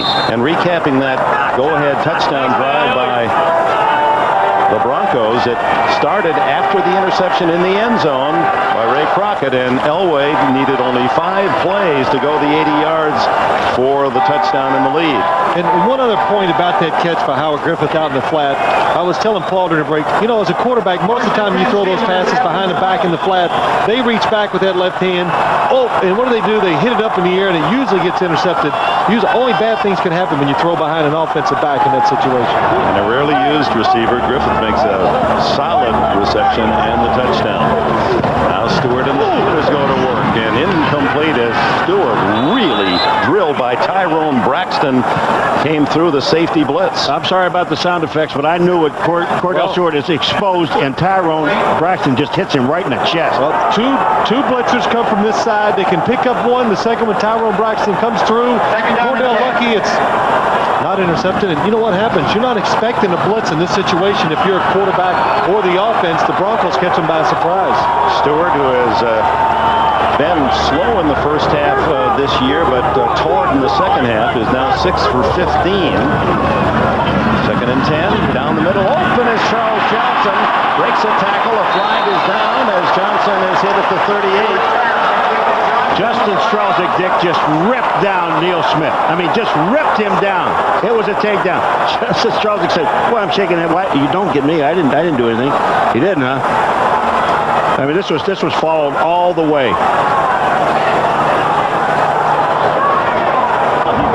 Holding 73 offense, 10 yards. Repeat second down. Strelzik, the bearded one from the University of Maine. Well, this is really truly a takedown. Here it comes. Right arm. Let me pull you down here. Hello. Oops. You want to know what this NFL life will do to a handsome guy like Strelzik? Oh. I mean, that's a rookie. He had some looks, didn't he? He's from Buffalo, New York now. Be careful. Ball back at the 10, and on the draw, McAfee, and McAfee to the 22-yard line. He's been used sparingly this year. That's only 13 carries on the regular season and 41 yards for the former Mississippi College star. Well, Denver would like to stop him on his third down pass or run or whatever it is. With their timeouts, they should get good field position, have a chance to move down, and at least get a chance to kick a field goal. Third down and 8. Season-long run for McAfee, 12 yards. They're showing a heavy blitz. Are they all coming? Yes, they are. And the throw into the flat incomplete to Hawkins as Stewart had no chance to find an open man. Well, that's what happens. You get a third and long, Dick. You bring up all these guys on defense, and the Steelers have no chance of picking it up. They got to throw it quick. Randy Hill, your number 21, coming from the outside. Look, good job of the Steelers picking up most of them, but there's one free guy makes him throw it before he wants. So into punt formation goes Josh Miller. Last punt for 42, and Darian Gordon, who bobbled the last kick, is back at the Denver 37. With 55 seconds left, and the Broncos with 2 timeouts. Miller hits a good one. Spirals it deep to the 25. Gordon 30, 35, 40, and 45. 20 on the return for the former Stanford star. 51-yard punt. The Broncos have a chance for more, leading 17-14. And a reminder, folks, tonight on Dateline. It was a routine play in a big game. As the nation watched, a freak spinal injury left Reggie Brown close to death. I'm definitely lucky to be alive. An exclusive interview and a look at his inspirational recovery tonight on Dateline. Well, we were there in Detroit for that game, and many of us feared that Reggie Brown would not live. It was that serious. When I saw him walk up that interview, I had tears in my eyes. I really did. Here he is. He stands up and walks up to the podium. That's incredible. That was chilling. With 2 timeouts left. Elway throws it long.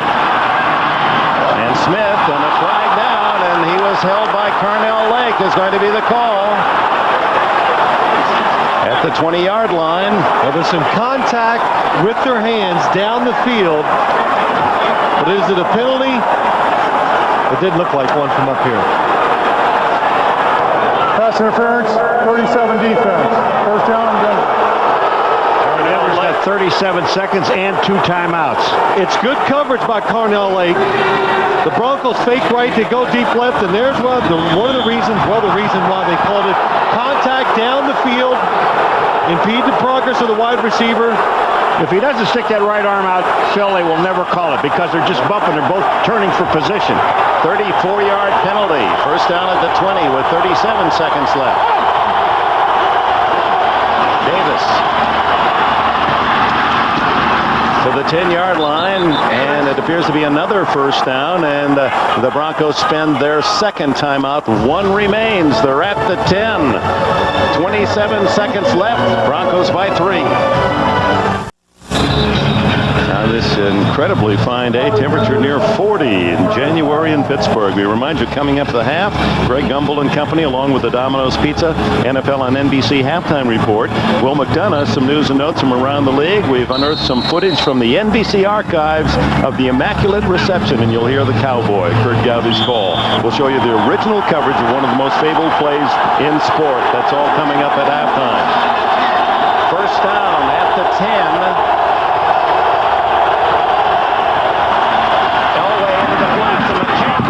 Fights to the pylon. Did he get in? No. They're going to mark it at the 1 to 2 yard line. Myron Bell made the tackle. Clock stopped, 24 seconds. You know what? The official can't make the call because he's being knocked down, so he doesn't know whether Ed McCaffrey gets the ball over before he goes out of bounds or not. This is a hard call because the official gets knocked down. He's looking down at the ground at the time, so he really can't tell. Oh, that looked like it might have been a touchdown. It's marked at the inside the 1. Second and goal. Davis goes up the middle. No signal yet. They have stopped him apparently. Clock continues to run. So this is a burning time against the Broncos, and now the officials will call time. No, this is Denver's final timeout. So Davis stopped on second and goal. What do you call now? Well, it was a good job. Pittsburgh defense, you've got to expect the ball. Hey, what are they going to do? They're going to hand the ball to Terrell Davis up the middle. They do a good job. Penetration by the defensive line. Stop Terrell Davis just short. Well, yeah, on McCaffrey's play now, see the official in the background up there, Phil. Watch this guy. Now, here's McCaffrey. He's looking down because he's looking at the player coming in. He's going to roll his legs up. McCaffrey. His feet are in bounds. Watch his feet. And he extends the ball over the goal line. That's a touchdown, folks. He breaks the plane, no question about it. Well, it was a perfect call by the Denver Broncos. They expected blitz. They got it. They got Ed McCaffrey going outside on a quick pass. Enables John Elway to get rid of it. Ed McCaffrey, 6'5", stretches. Looks what might be a touchdown, but Denver misses on that last run. He may have had that knee down as he was stretching. Yes. But Dick, they're a yard short here. They can still run the football in halftime. But third down, they wouldn't have time to run the field goal team on. Run it anyway. But they were short. 16 seconds. Elway rolling. Same play to McCaffrey, touchdown. Same play that got them to the 1, and McCaffrey wide open in front of Myron Bell. And what a final 2 minutes for John Elway and the Broncos as they have scored 2 touchdowns in the 2 minutes of the half. Well, what you do, you're in this situation, get your quarterback away from trouble. If they blitz and you throw the ball to your biggest, most physical receiver, Ed McCaffrey, 6'5", can go down, push off a little if he has to, create some separation for the touchdown. What a block by Howard Griffith. He's the guy that opened it up for Elway. Jason Elam adds the extra point, and in 30 seconds, Elway and the Denver Broncos go 54 yards and claim a 24-14 lead. Well, the Broncos celebrating a 24-14 lead, and the passes to McCaffrey will remind 49er fans of Montana or Young to Jerry Rice. Howard Griffith gets a great block on Jason Gilden. Phil just circled him. Look at this block, and it enables Elway to see McCaffrey the whole way. What a great block. Dick, you're right. This is the play you've seen so many times from different looks that the 49ers love to use. They started it. Mike Shanahan used it when he went out there, and we see it all the time from the Denver Broncos. They just squibbed this one down to John Whitman, who returns to the 43-yard line. 9 seconds left, and time for Stewart to make a deep pass, perhaps an out of bounds, should Bill Cowher be so inclined. Down now by 10. Boy, Elway, those last 2 possessions, he goes 5 plays for 80 yards, 5 plays for 54 yards, and quickly snaps up 14 points. What did Cowher tell us? He did this to me so many times. People don't realize how many times he was on the sidelines watching Elway beat him. Well, when he was an assistant to Schottenheimer in Cleveland, this is the exact day, 11th year anniversary of the drive game. And then the next year, Elway beat Cleveland as well. And Schottenheimer's defensive assistant was Bill Cowher. Says, I felt the pain as much as anyone. Now Stewart could be final play. He's good at this sort of thing. Just ask Michigan. It's batted around and finally intercepted. And out of bounds goes Tyrone Braxton. Braxton, who had 4 interceptions again this year, the veteran from North Dakota State, and that is the end of the first half. Went back and forth, Denver and Pittsburgh. The Steelers led 14-10 until the final 2 minutes when Elway took charge, and the Broncos with a pair of touchdowns enjoy the lead at halftime, 24-14.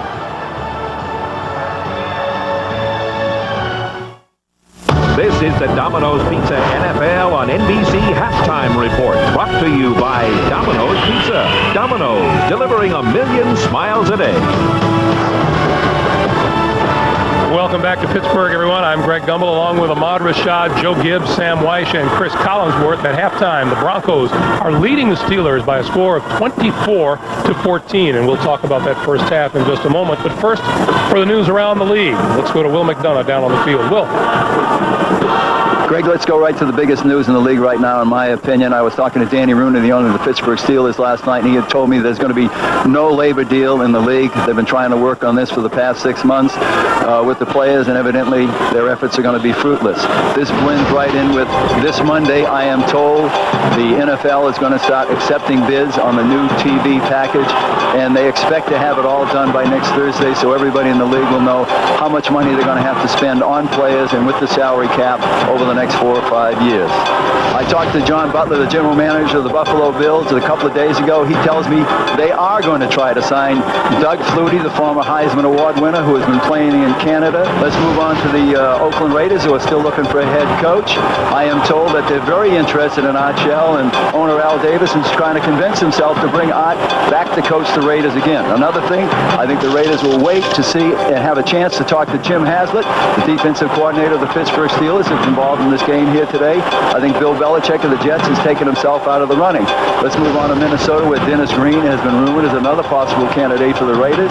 President of the Vikings, Roger Hedrick, told me this week he will not give permission for Dennis Green to talk to any other team about being a head coach unless they also want to make him the general manager or give him a higher position. Back to you, Greg. All right, Will, thank you. 25 years ago, Will McDonough was sitting in the press box here in Pittsburgh for the first ever postseason game in Three Rivers Stadium, Steelers against the Oakland Raiders, the Immaculate Reception. The version of this play you've undoubtedly seen is from NFL Films, but recently we unearthed the NBC version of that play. Here it is, as called by Kurt Gowdy. Last chance for the Steelers. Bradshaw trying to get away, and his pass is broken up by Tatum. Tipped off. Franco Harris has it. And he's over. What? Franco Harris. Grabbed the ball and is a touchdown. 5 seconds to go. He grabbed it with 5 seconds to go and scored. When you talk about Christmas miracles, here's the miracle of all miracles. Watch this one now. Bradshaw's lucky to even get rid of the ball. He shoots it out. Jack Tatum deflects it right into the hands of Harris. And he sets off, and the big 230-pound rookie slipped away from Warren and scored.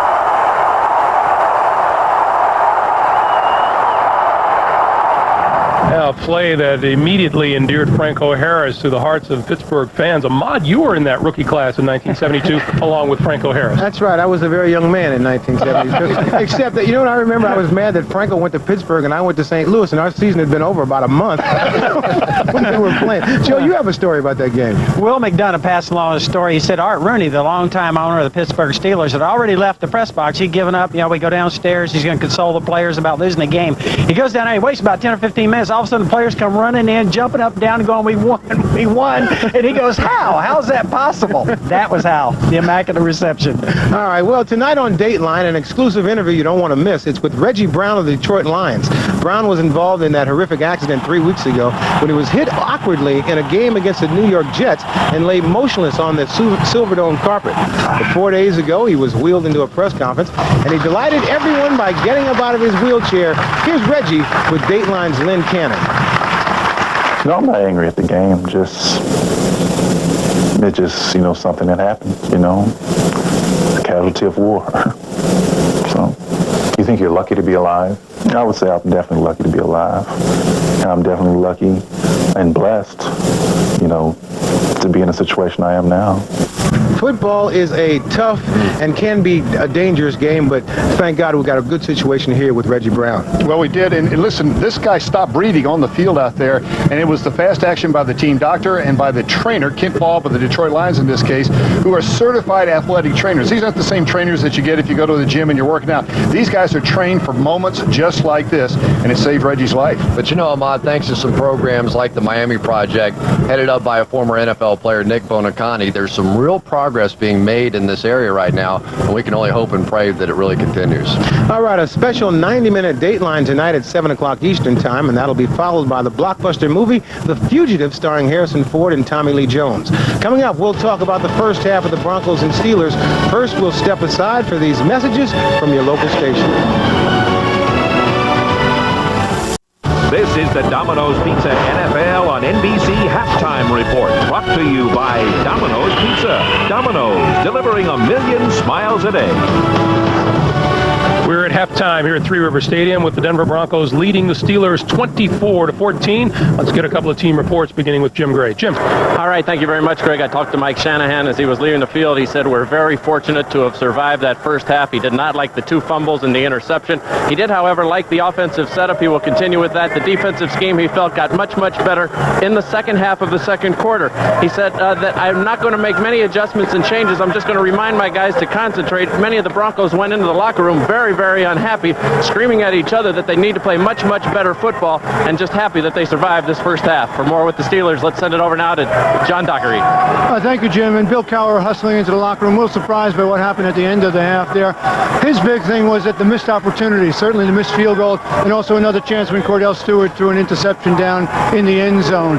He also said, hey, we made some bad plays, we got some penalties late, but you know what? We're down by 10, 30 minutes to play, we will be back. Greg? All right, Doc, thanks very much. You know, all those prognosticators who look for a big defensive battle, these two teams combined for a total of, 21 points a week ago. They have 34 on the board in the first half. First half, adjustments, Joe. Well, it's an exciting game, but I think Denver continues to bring up their safety to stop the run and stop Bettis. When they do that, they're giving Cordell an unusual opportunity to work the outside. You're going to see the safety come up here and actually blitz. And when you do that, look at all the room out here for the 2 receivers on the outside. I think Cordell has got to work those outside receivers one-on-one. The second thing that Pittsburgh is doing a good job of is using their outside receivers to block Atwater. We talked about that in pregame, and I think they need to continue to do that. Here you're going to see the receiver coming across. He now blocks Atwater on the end of the line of scrimmage, and watch big Jerome. They need to get him refueled at halftime and get him ready to go, because here he breaks outside and makes a big run. So I think those are 2 keys for the Steelers. When it comes to Denver, I think that Elway has had several passes blocked inside, but I think the key here is to always contain Cordell. Try and keep him inside. He made 1 big run. Some of the players told me they have 3 runs. We haven't seen 2 of those. Expect him to run in the second half. And the second thing is move the pocket for Elway. He's had balls batted. I think maximum protect or move him around to keep him from some of the pressure from getting to him like they did on the very last drive. Joe, I want to get back to a point you made a little bit earlier. They had Steve Atwater on the line of scrimmage to stop the run early in the game. It simply wasn't working. He was getting run over basically by Jerome Bettis. But late in the game, late in that first half, they moved him back to the free safety position, and then all of a sudden, Cordell and the Pittsburgh Steelers just kept throwing the football down the field. Jerome Bettis is averaging 7 yards a carry here in the first half. They have to get back to it. Sam, your insights. Well, remember, Cordell Stewart's a second half player. He makes his mistakes in the first half, wins in the second, but John Elway is the comeback. Marty Schottenheimer is criticized losing to John Elway. Guess who the assistant coach was in 86 and 87 up in Cleveland? Bill Cowher. Well, Cordell Stewart has proven throughout the league that he's one of the best second half quarterbacks in the business, but Denver 14-0 when they lead at the half. Huh? Surprised you guys, didn't I? Yeah. 1 half of football remains for the Broncos and Steelers. At stake, a berth in Super Bowl 32. Time to send it back to Dick Enberg, Paul McGuire, and Phil Simms. We'll see you on the postgame show. All right, thank you, Ahmad. And let's look now at our Coors Light halftime statistics, and they reveal a lot of action, especially by the Broncos. Remember, Mike Shanahan said he could have led his team to 500 yards had they caught those passes back 5 weeks ago. Well, they have 450. We're on a pace of 450, and there were over 50 yards in interference penalties against Pittsburgh. So his team has been productive despite a couple of turnovers. Now the quarterbacks, look at these, Phil Simms. John Elway, 13 for 20, and the second quarter was nearly perfect, while Stewart struggling in the second quarter, only 10 yards and 2 picks. You know what? John Elway's getting really good protection. That's why he's throwing the ball well and making those plays. Denver's blitzing, getting to Cordell Stewart, and a couple bad decisions have hurt the passing game. Should Cordell run more? He gets the touchdown on that long run. Do you think we'll see more of that in the second half? Well, he really has a chance to break out. This guy, I mean, that's what keeps Denver back on their heels, and they should run him a little bit more. Steelers get it first. We'll see what their plan is as Will Blackwell slips at the 22-yard line. Darius Johnson there for Denver. Dick, one of the reasons why this Denver defense is having success, the blitzing, people coming free, hitting Cordell Stewart, making him throw the ball before he wants to and before his receivers can get down the field, get open, and pick up those big first downs. Good job being aggressive and a good scheme in the first half of the Broncos defense. Well, New England so effective last week, although they lost at 7-6 in blitzing Stewart, and Denver following that pattern. Pittsburgh saw them on practice Friday. All they did was practice against the blitz, so they were expecting it. They just haven't adjusted well to it so far today. So Stewart and Bettis in motion now. Second half, and it's Bettis ducking to the 24, a gain of a couple. Tanuvasa makes the tackle. You know, we talked about the running backs in the opening, and the one that gets to 100 yards maybe be the team that goes to the Super Bowl. Terrell Davis, 73 yards. Now, he was out for a few plays. Jerome Bettis just ran the ball there, picked up 3 more yards. So, you know, I think they've got to get Jerome Bettis more involved in this ball game. Davis with the big 43-yard run to spark Denver early in the first quarter. Second down, 8. Stewart over the middle, complete to Thigpen, a juggling catch, and he bangs into a couple defensive backs, shows you his strength, and plows to midfield into the 49-yard line. Thigpen, who's 205 pounds, he says, I'd like to run after the catch, and he shows why. Well, Dick, we asked him yesterday, what's your favorite route? He says the slant. The quick look over the middle because I can get my hands on the ball, and then I can run with it. He's a physical receiver and fast. And strong. And strong. We can see all those attributes right there. Picked by the San Diego Chargers in 91 in the 4th round, but couldn't make it there, and has found quite a home here. A second Pro Bowl for Thigpen as a Steeler coming up. 7 yards on that play. First down at the 49. Bettis. So the 45-44-yard line. Mobley and Aldridge, the linebackers with the tackle. Oh, you said they need to run Jerome Bettis a little more here in the second half. I'm sure they went in at halftime. Bill Cowher, Chan Gailey, the offensive coordinator for the Steelers. Let's settle down, be a little more careful in the passing game, and let's get physical and tough, and that means running Jerome Bettis. Now let's go right back to our original game plan. It was working in the first quarter and halfway through the second quarter. There's no reason to change anything. 2nd and 5. Bettis really held in check last week by the Patriots defense. Stewart batted down by Traylor. Keith Traylor makes his presence felt, and Traylor, as you know, last week, just before the game at Kansas City, his mother passed away. He flew to Arkansas to be there with family. Then the funeral this week. They gave him the game ball after the Kansas City win. He said he was all right until the players came to console him and honored him with the ball and broke down then. He said, I thought about burying the football with my mom, and I thought, no, better yet, if I keep it, I'll be able to remember her in a positive way. Big, tough guy at 305 pounds. 3rd down, 5. Blitz. Good pickup by the Steelers. Finally, Osweiler gets through. It's a good catch by Thigpen, and a first down inside the Denver 35. Good throw by Stewart. But Dick, you said the right thing. Good blitz pickup by the Steelers. Cordell Stewart takes all day. What's the blitz? Come up inside. It's 2 safeties. Look at the pickup. Will Wolford against Steve Atwater. Steve Atwater keeps after it, almost gets to Cordell Stewart, but when you blitz, the middle is open. Yancey Thigpen reaches those hands up, makes a good catch. You just saw the maturity of Cordell Stewart staying there. Normally, he'd have been running around going someplace. He waited and then connected. So important for the Steelers to show something offensively here in their first possession, and they are. Bettis rumbles to the 16.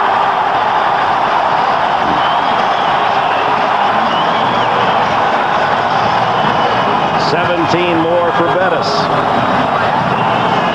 Jerome Bettis, good blocking by the line.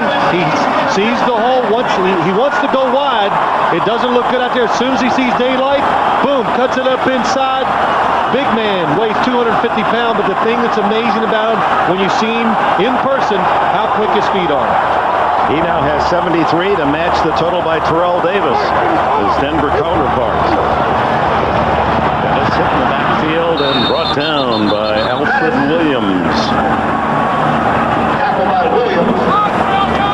Cordell Stewart has his father with him all week long, been cooking for him. He's a barber down in New Orleans. Taught Cordell how to cut his own hair.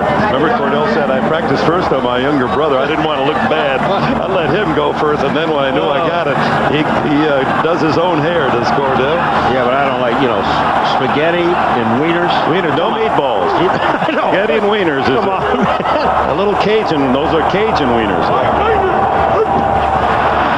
Flag down, side, the throw complete, and it's Thigpen again.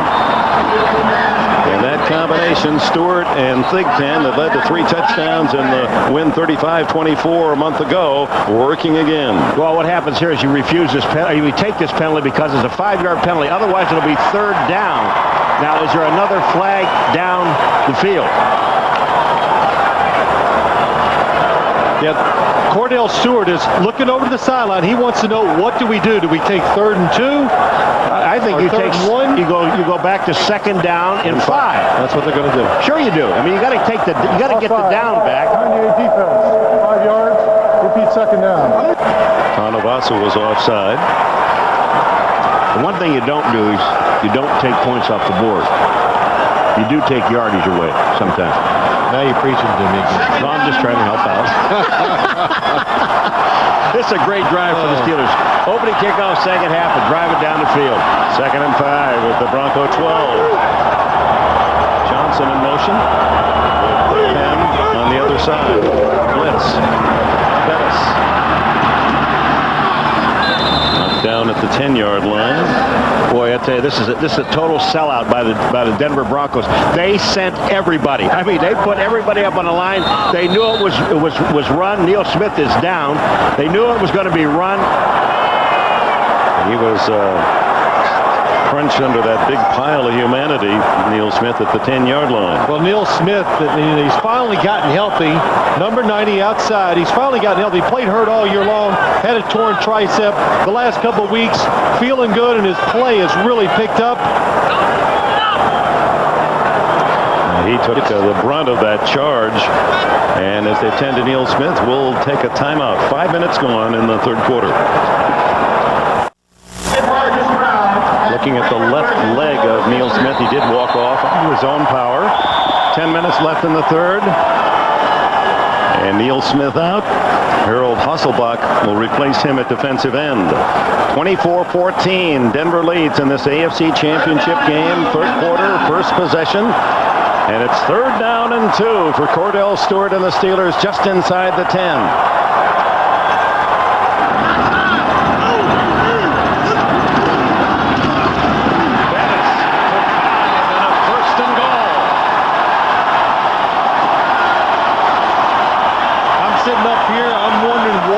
Steelers going to do?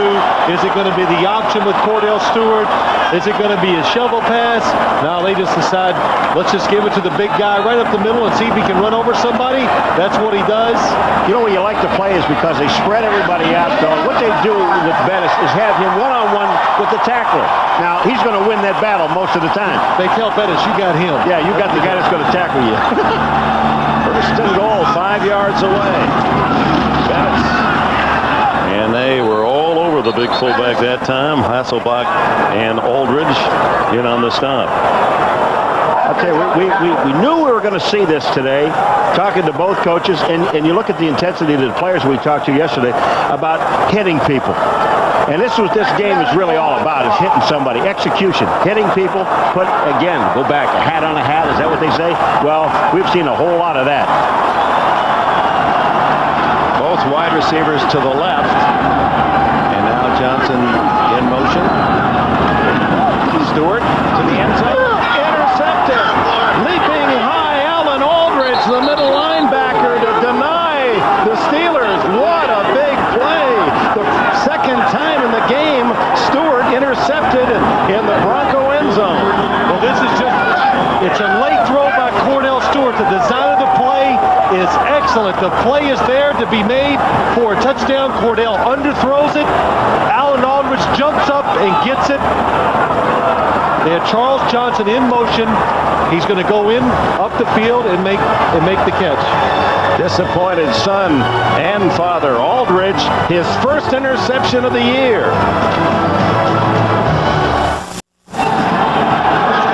Stunning turnabout for the Steeler fans as Cordell Stewart on 2nd and goal from the 5, picked off by a linebacker who had never intercepted a pass in his NFL career. Now Terrell Davis, and Davis sprints out for 9 on first down. Let's go to the interception. How did it happen? The conception of the play is good. Charles Johnson's supposed to go up the field in the back of the end zone. It's there. Cordell Stewart, what happens? He turns and looks, takes way too long to throw the ball, lets the defense react. That's why it's intercepted. And if Aldridge hadn't gotten it, Braxton would, and now Romanowski telling Cordell, you got to use your head. Use your head, use your head, use your head. Braxton would not have gotten it if Cordell would have just looked and thrown the ball, but he looked to make sure it was open. It took too long down the end zone. They can react to it too quickly. Davis goes outside and has big yardage again to the 44-yard line against a disheartened Pittsburgh defense who had watched Cordell Stewart drive the team 73 yards, consumed over 6 minutes, only to be intercepted in the end zone. All right, let's look at this play, Davis now. He only makes one cut to the outside. He sees the blocking. Bell gets caught up, who's a safety, up inside. So all Terrell Davis has to do is get back outside of him. This is why he's a great runner. It's supposed to go inside. Immediately he sees it's not there, he goes outside. They haven't allowed a 100-yard rusher in 2 seasons, and Davis now needs just 2 yards to hit the century mark. This could be it.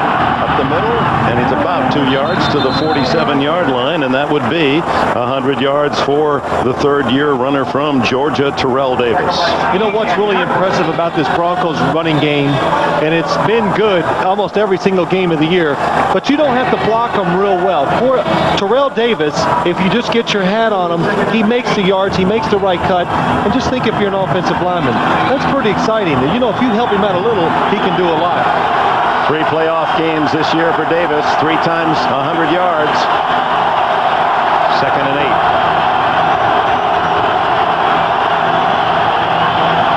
Leading 24-14, Elway. All the time in the world, down the middle for Sharp, incomplete. Levon Kirkland again trailing the tight end. A reminder to go online to msnbcsports.com. You find out how Bill Cowher developed into one of the AFC's most successful coaches and personalities. Then check back later today for analysis on the Super Bowl matchup and an early look at the keys to the game. Cast your ballot on who you think will win. It's all at msnbcsports.com. 3rd down 8.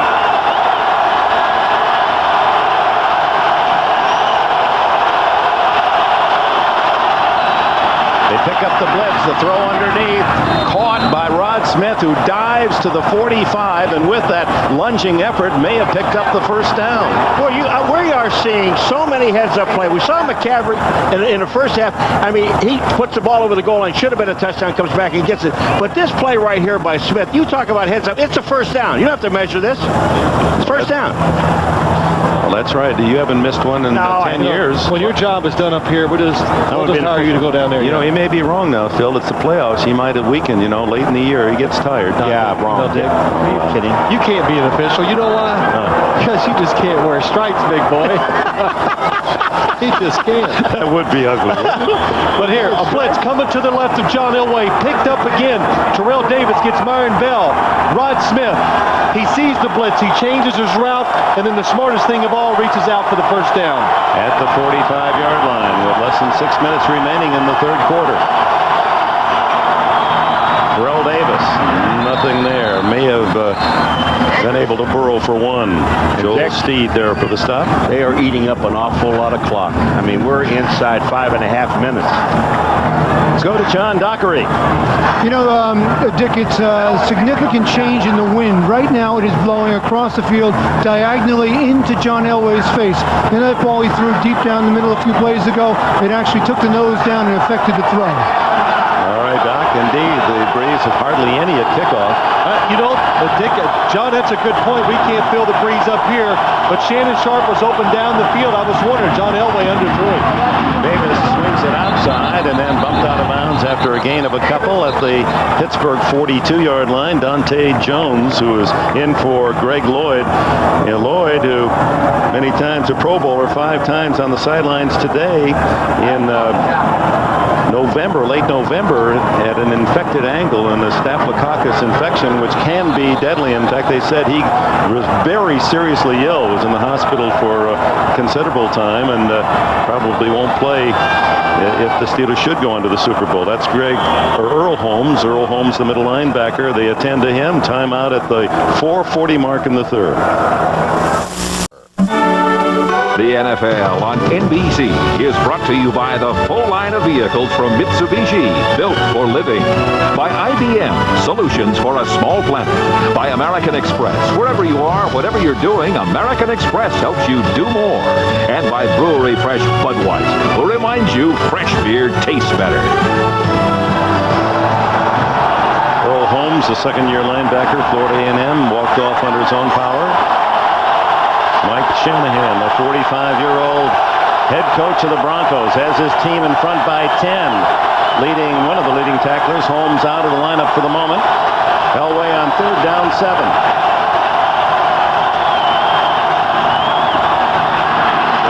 Incomplete, intended for McCaffrey at the 35-yard line. Elway under pressure with a blitz coming. Darren Perry. Well, Pittsburgh's having a very hard time lining up against the spread offense of Denver. They come on the blitz. John Elway has to get rid of it. Just leaves the receiver too far towards the middle. McCaffrey can't make the catch. J.B. Brown was the man in on the blitz as Darren Perry, the veteran safety from Penn State. Only the second Denver punt. Courtney Hawkins this time back at the 10-yard line. Bruin sends a dying spiral up. That's going nowhere. That bounces back to Aldridge at the 32-yard line. That kick of only 10 yards. Timeout.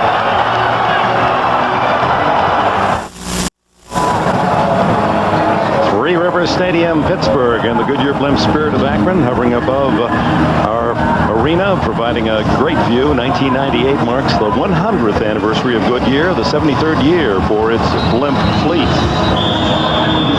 Cordell Stewart, and the Steelers get a break on the 11-yard, officially the 11-yard punt by Ruin, and they'll start just outside the 31. Stewart, last 10 passes, 2 complete, 3 interceptions. 24-14 Denver. 4:02 left in the third. Dennis brought down after a gain of about 6. John Mobley made the stop. Well, this is a triple threat offense, the Steelers.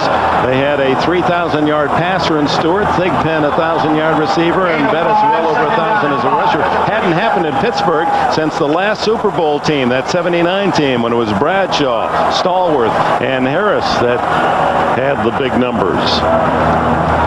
Those numbers are almost the same. Look at it. Went on to beat the Rams in Super Bowl 14.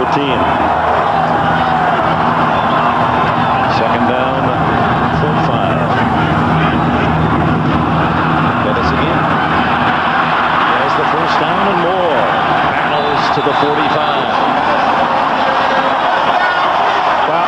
if they're going to they're in the game, but I mean, really get this thing back to normal, to maybe a 3-point game, they got to go to this guy Bettis. Watch the power of Bettis. The holes are in the middle, and he just makes moves to get a first down. The strength in his legs, just keep giving him the ball till he gets tired.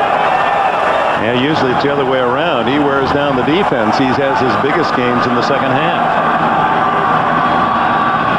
First down across the 45. 2:42 left in the third. Stewart. Caught. Charles Johnson, his first catch of the day. Darian Gordon on the coverage. Mobley helped out on the tackle. Well, it appears that Crockett is staying with Thigpen. Is that what's happening? That's right, Dick. Ray Crockett is covering Yancey Thigpen today, so that puts Darian Gordon on the other side, or following Charles Johnson. This time, good throw by Cordell Stewart. Puts it into the body of the receiver, even though it was good coverage by Darian Gordon. Watch Darian Gordon's left hand. He gets it in there, right where the ball is. This is a super catch. But the receiver kept going back towards the quarterback. That's why he made the catch. 12 yards on the play. The Colorado connection. They were teammates with the Buffaloes. Throw underneath to Tim Lester, and the blocking fullback gets about 7, maybe 8 before Tanuvasa and Aldridge can collaborate on the tackle. Stewart, first half of the seasons this year. Look, 47%, second half 60%. 15 touchdowns, only 4 interceptions, and a rating over 101 compared to those numbers in the first half. No question, as the game wears on, this young man has been a better player, and that's what the Steelers and their fans need now. Down by 10. Final minute and a half of the third quarter. Second down. Bettis allowing for a first down at the 31. Remember what Bill Cowher told us yesterday? Making adjustments. Being able to make an adjustment. When you win at halftime, what isn't working in the first half, throw that out. Make adjustments of things that you have to do in the second half. And that's what this team does. Neil Smith has returned to the lineup, number 90 for the Denver Broncos. Less than a minute remaining now in the third. Bettis at 97 yards for the game. And 49 of those yards coming after his first hit.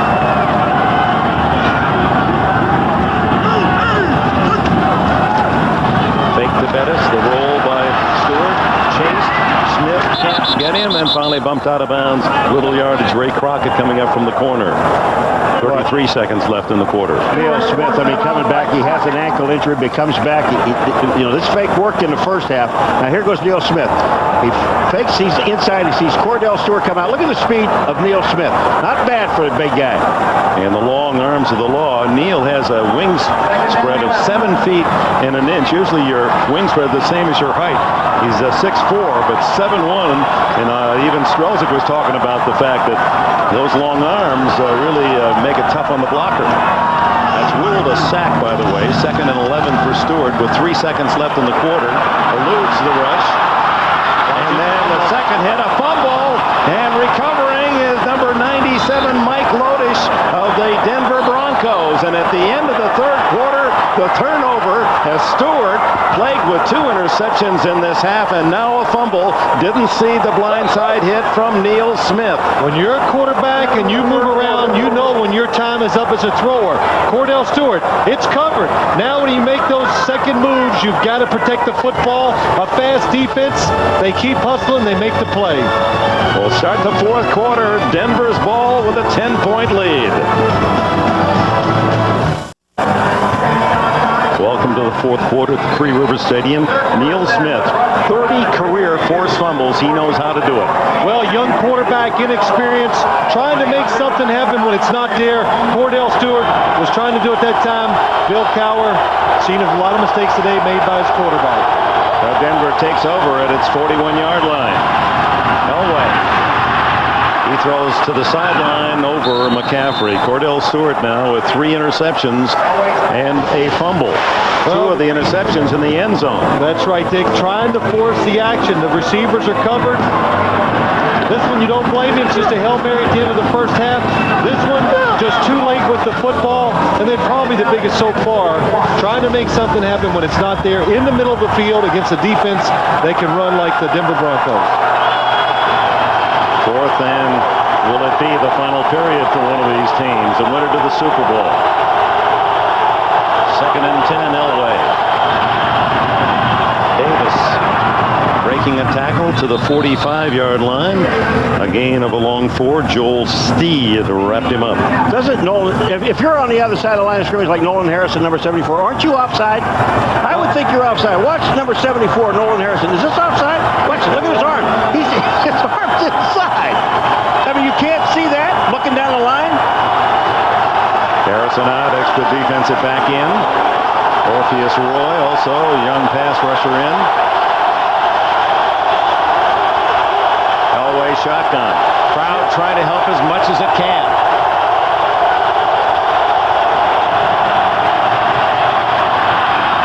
What a catch in the open field by Rod Smith, and a first down at the 35-yard line. Smith, who has a reputation of making the brilliant catch, and it's the one that's perfectly thrown that he has trouble handling, as he showed 5 weeks ago. Blitz by the Pittsburgh defense. Shannon Sharp, the tight end, in the backfield. The blitzer comes free. J.B. Brown does a good job of picking him up, enables John Elway to go down again. We said it a couple times today. When you blitz, man coverage on the outside, the middle of the field is wide open. Rod Smith reaching back, using those hands, making a good catch. 20 yards on the play. He has 6 catches for 87 yards. Davis breaking tackles, battles inside the 30-yard line, a gain of at least 6 before LaVon Kirkland can make the tackle. The one thing last week, we saw the Denver Broncos, what a good job they did picking up the blitz against the Kansas City Chiefs. Today, how many times have we seen them just pick it up? Not only they pick it up, they enable John Elway to stand there for that extra second and make the throw down the field. John Elway, as he tucks his head in the huddle to look at the clock. 13 minutes separate Elway and the Broncos from a Super Bowl opportunity for this 37-year-old warhorse. Can the Steelers stop him?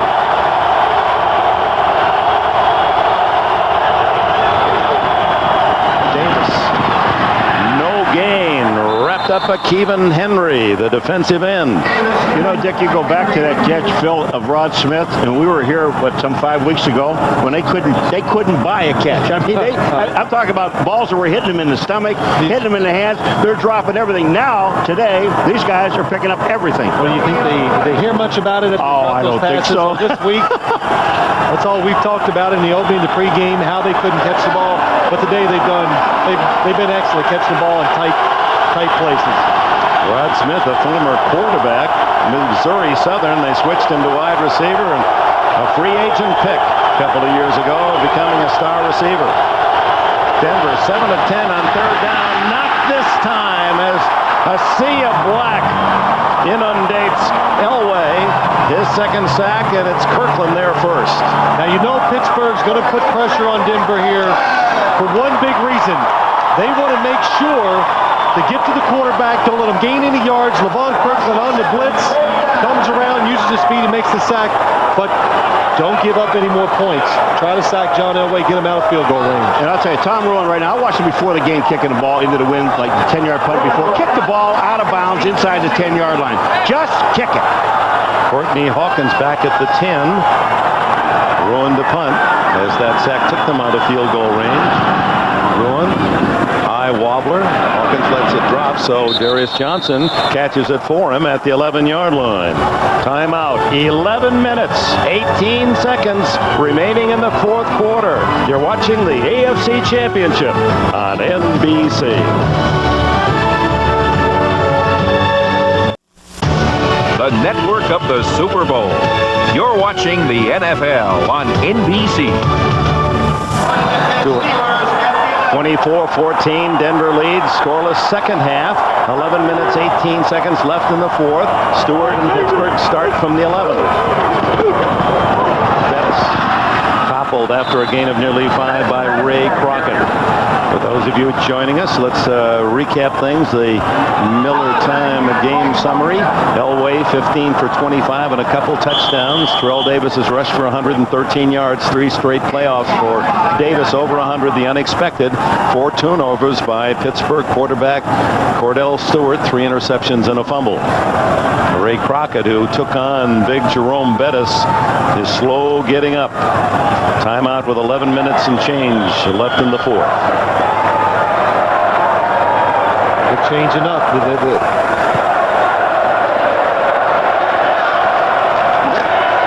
Hey, kid. Yeah? Get the Super Bowl. NFL on NBC is brought to you by the 1998 Honda Accord, an Accord like no other, by Staples, the office superstore, and by Miller Lite, now official beer sponsor of the NFL. Broncos see one of their leading tacklers, Crockett, on the sidelines. Appears to be okay. Has an interception as well and a sack. 2nd and 5. Big Ten. Hit immediately by Darius Johnson, who's in for Crockett, so they immediately go after the replacement of Crockett, and it's a first down. There is no sense of urgency, but you're going under, getting close to 10 minutes to go in this ball game. You got to move it along a little quicker. 24-14, and Steelers going into what win there is at Three Rivers today. Into Stewart's face. That didn't bother Jerome Bettis. A lot of white jerseys do. Alan Aldridge and Harold Hasselbach leading that charge. Now, Cordell Stewart has joined the company of John Elway, Dan Marino, Ty Detmer, Eric Kramer, Jeff Kemp, Mark Malone, Cliff Stout, all first-year quarterbacks to take their team into the playoffs. But none of those names took their team to the Super Bowl. No first-year quarterback has ever gone all the way to the big one. Stewart trying to accomplish that. 2nd and 7.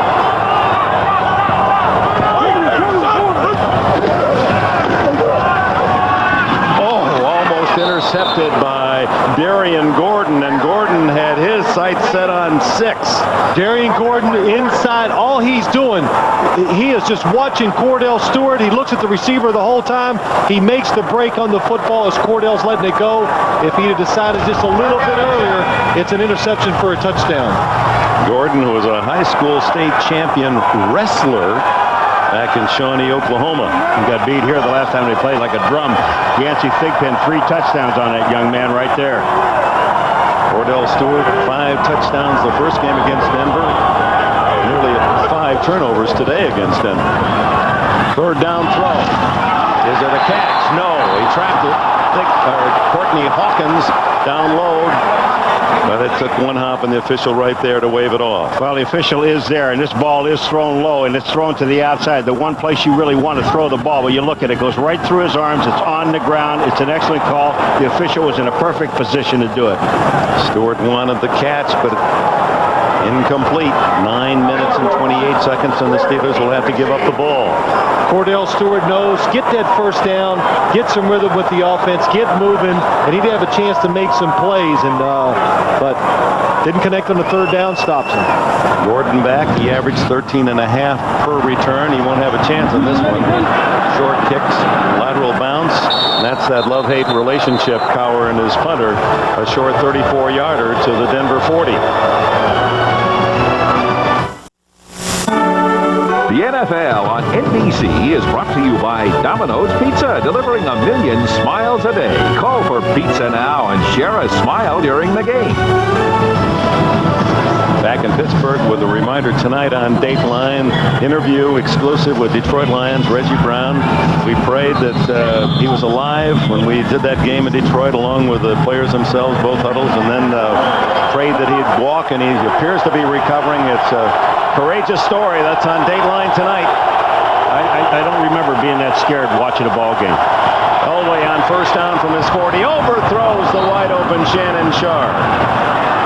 This is the chance the Pittsburgh Steelers are going to take. They're going to come after John Elway when he throws the ball. But what could happen is it's going to give them, the Denver offense, a chance to make that big play. And that time, Shannon Sharp down the field uncovered. This was that throw there was Elway's fault. John knew he had him open. Well, there's a lot of people. Yeah, a lot of. Yeah, it really a little traffic jam down there, isn't there? Throwing with the wind here in the 4th quarter.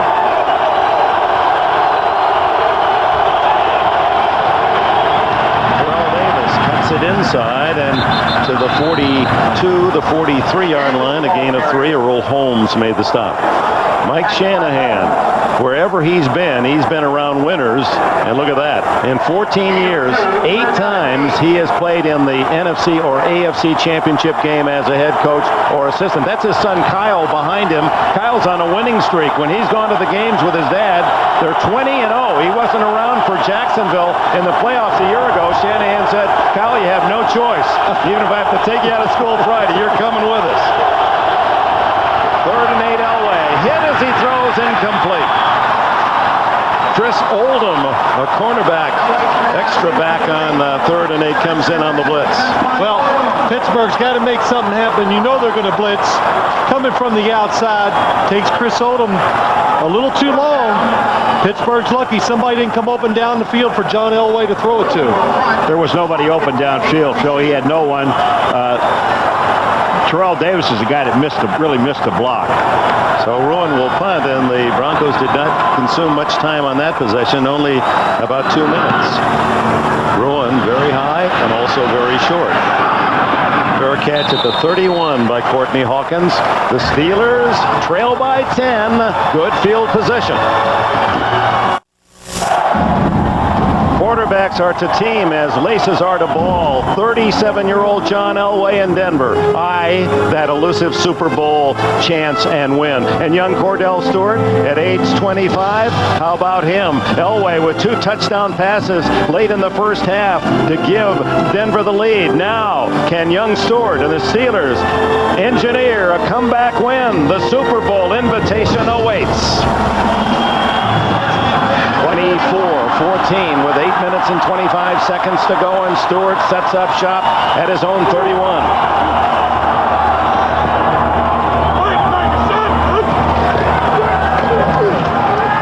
Down the middle, Bruner the tight end, and it might have been deflected by a linebacker, Aldridge or Mobley. The Denver offense, the Pittsburgh offense, you got to be patient. Denver's ahead. You know they're going to be a little conservative on defense. They want you to have to make a bunch of plays to go down the field and get a chance to score. Championship game records in the AFC, the largest comeback wins. San Diego here 3 years ago broke the hearts of the Steeler fans, and 7 points accomplished several times. So 10-point deficit is a big one based on history in this game. 2nd and 10. Stewart chased by Smith to lose. Traylor misses him, but gets enough to drop him at the 30, and that'll be a loss of 1 yard and a sack for Traylor. Boy, I tell you, you talk about 2 guys moving. Neil Smith, number 90, number 1. Watch this. He really gets by Bruner, and he's got a clear shot at Cordell Stewart. But when at the end of this, Keith Traylor, the speed that he showed getting to Cordell Stewart, he only gets an arm on him. Look at the speed. Look at, if he's going to the out-of-bounds line, Traylor had him. That's the 3rd sack by the Broncos. Pittsburgh, only 20 sacks all year. That was best in the league. So they've kept pressure on Stewart with those blitzes and individual effort. 3rd and 11. 8 men. Stewart has to throw it up for grabs, and it's batted away. Ray Crockett over the top of Yancey Thigpen. The reason the defense, why they bring them all that time, they take the chance to get to the quarterback. They know Pittsburgh can't pick them all up. It's 3rd and 10. The offense has to get rid of the ball quicker than they want to. They have to throw it shorter. Look at all the people coming on the blitz. Watch 27, Atwater. You want to see a guy go down in a heartbeat? Watch Atwater. Someone reaches up, boink, just throws that kid with a shot, just knocked him down. And that's the new thing in this NFL. 3rd and long, defense is now blitz. They don't play a safe defense and try to make you throw it short. They blitz you, they make you throw it short. Midway through the 4th. Miller's left-footed punt, and how quiet this Three Rivers partisan crowd has become. Gordian takes no chances, and it's down by Oldham at the 29. Cordell Stewart checking the clock. Will there be time enough for Pittsburgh to score at least 10?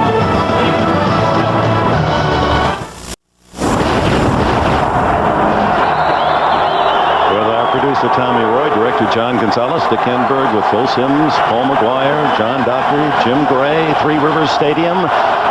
Back and forth early in the game, and then John Elway with 2 touchdown passes in the final 2 minutes of the first half. No score in the second half. Denver leads 24-14. First down, and it's Terrell Davis drawing a crowd after a gain of a couple. Earl Holmes and Dante Jones in on the tackle. John Elway at 37 years of age in his 15th year in the league. He got to the Super Bowl 3 times as a youngster. It's been a long wait.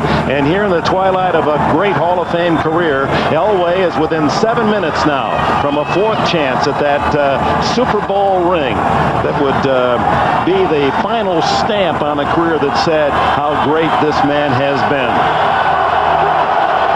Steelers have different ideas. They want to get the ball back for Cordell Stewart, who's had a rough day.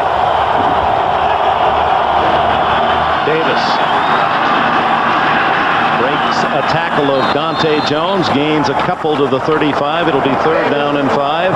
6.5 minutes remain. Well, Dick, we were talking to John Elway yesterday and with John Kuhn. He said, you know, all these guys are saying, well, we got to get to the Super Bowl for John Elway. I said, well, you don't think the other 52 guys want to go to? Yeah. John says, I know. I'm getting sick of hearing this. We're going to get it for John Elway. Why don't we get it for the Denver Broncos? The people in Denver deserve another shot at the Super Bowl. Joe Romanowski in the defense saying, just keep that ball, chew up the clock. 120 yards now for Terrell Davis. He had only 75 in the regular season, and his longest run was 7 yards.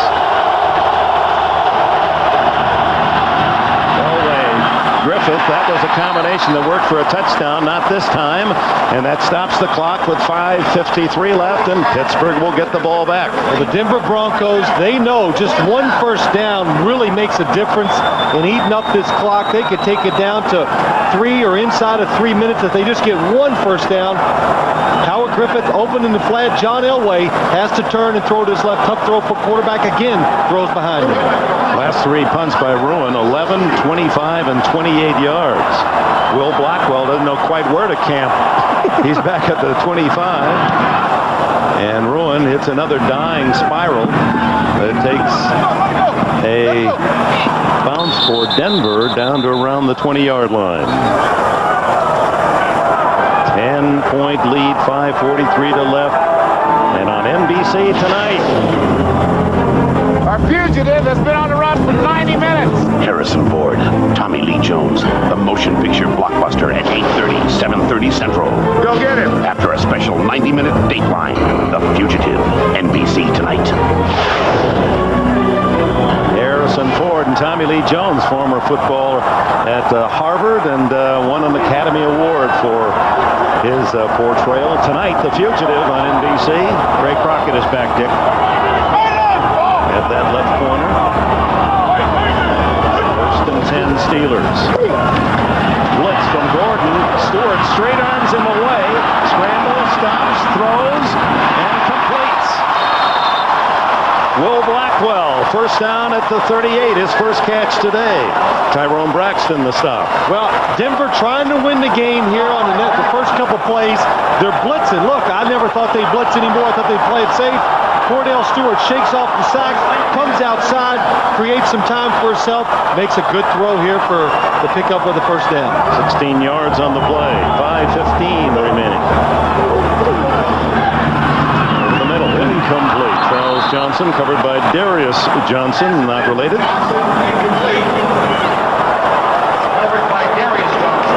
Charles Johnson just coming in. Looks like he wasn't relaxed enough to catch the ball. Johnson is on him. Look at this. I mean, it just looks like a little bit too relaxed.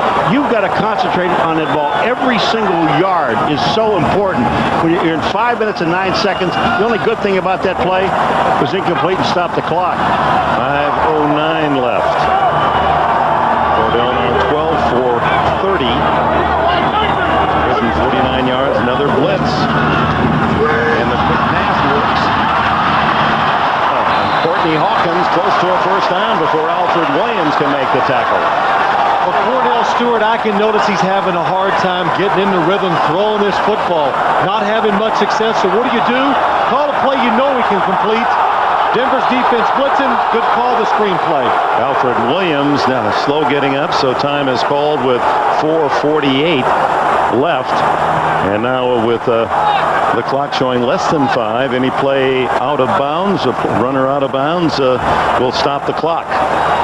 Steelers need to score and then get the ball back for another. Alfred Williams, what a great play he makes. Now he's on the line of scrimmage. Now he comes all the way back and chases down the ball, the receiver Hawkins, and he looks like he just landed on his knee. Alfred Williams not at full strength the last time they met, nor was Neil Smith. They've got 9 tackles and a sack and a forced fumble between them, the two ends, and Panavasa didn't play last time. He has a couple of tackles. You know, so much has changed in this league the last few years. One of them, we just saw Alfred Williams, a defensive lineman, running across the field to make a tackle. On 3rd down and short, straight ahead for the first down goes Cordell Stewart. Only the second time he's run the ball. The other time he ran all the way for a touchdown, 33 yards. Crowd's starting to get nervous. Hurry up, they're saying as the clock ticks down under 4:20. Williams is back in the lineup for Denver. Stewart gonna run it. And cuts out of bounds with a first down at the 42. Clock stopped, 4:07. Fred McAfee came back to make a block on Keith Traylor, and Keith Traylor almost killed him. He just deliberately tried to run over him. I mean, McAfee, I really like him now. McAfee, that is just a lot of guts what he did. Paul Keith Traylor, number 94. He's an ex-linebacker. He weighs over 300 pounds. Watch the guy on the right here. Look at this. Hello. Yeah, he got the job done. Yes, he did. I think he thought he was going to catch him by surprise. Not today. Stewart out of bounds. They mark it at the 43, so it's 2nd and 1. Good. Cordell. Catch made by Blackwell, second round pick out of San Diego State. It's enough for a first down, but more importantly is the clock. 3:55 and ticking. All 3 timeouts remain for the Steelers. And that deep defense for Denver now loosening up considerably. Stewart to the sidelines. Charles Johnson, first down, no, close to it. 32 they'll mark it as Darian Gordon made the tackle. Clock stopped. Well, the conservative defense, that is a really good approach right now for Denver on defense. But the one thing you really don't want them to do, if you're going to do that, don't let them catch the ball and get out of bounds for 8 and 10 yards. Well, that is a great point because we saw that happen in the Denver-Kansas City game. When Kansas City got the ball down, they just let them catch the ball, get out of bounds, and they kicked a 54-yard field goal to beat Denver. 4 wide receivers. Stewart in the shotgun.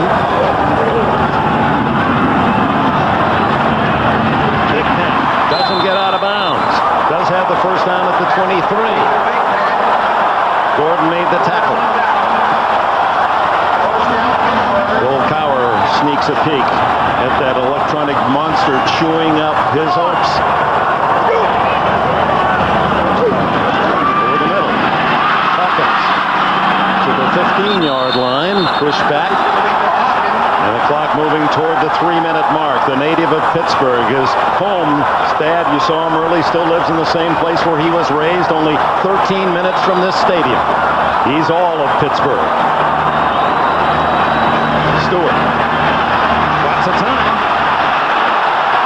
Somebody might be open. It's Johnson! Charles Johnson! Touchdown!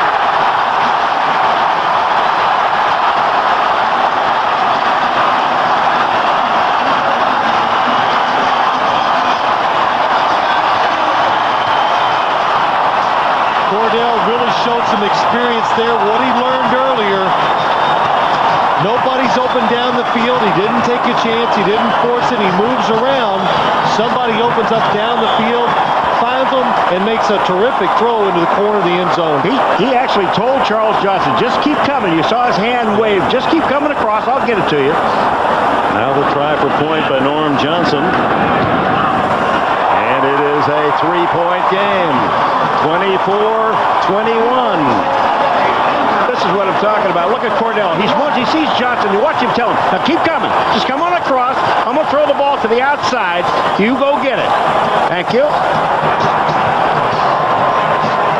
You know, Cordell does a good job. It's hard for a quarterback to be moving to his right and throw a ball like that. Good job by him getting in balance.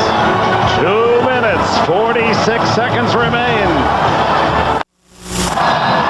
14-yard touchdown pass teammates at the University of Colorado a few years ago, Cordell Stewart to Charles Johnson.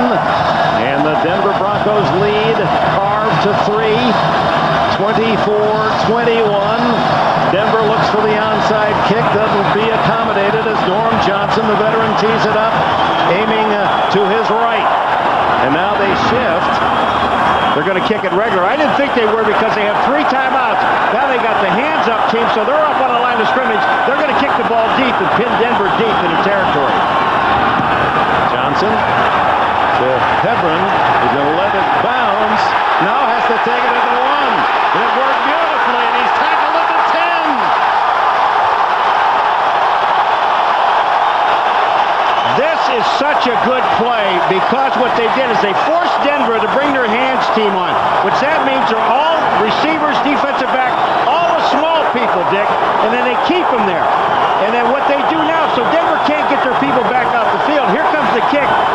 Hebron thought the ball was going to go in the end zone. It hit and bounced straight up in the air. He had to return it. That's right. He couldn't take a chance because it could have stayed on the 1-yard line, Paul. He had to take it and return it and gets it to the 10-yard line. Last 2 possessions, Denver 3 and out. 2:38 remains. Elway to McCaffrey. The play that worked for a touchdown late in the first half. And McCaffrey appears to be injured as he's tackled at the 17. Stop the clock anyway on the completion, and Ed McCaffrey looks like when he gets hit, he just gets twisted. Elway makes the half throw, makes a good throw. Ed McCaffrey turns it upfield trying to get those good yards. Tackled high. Myron Bell, the hitter.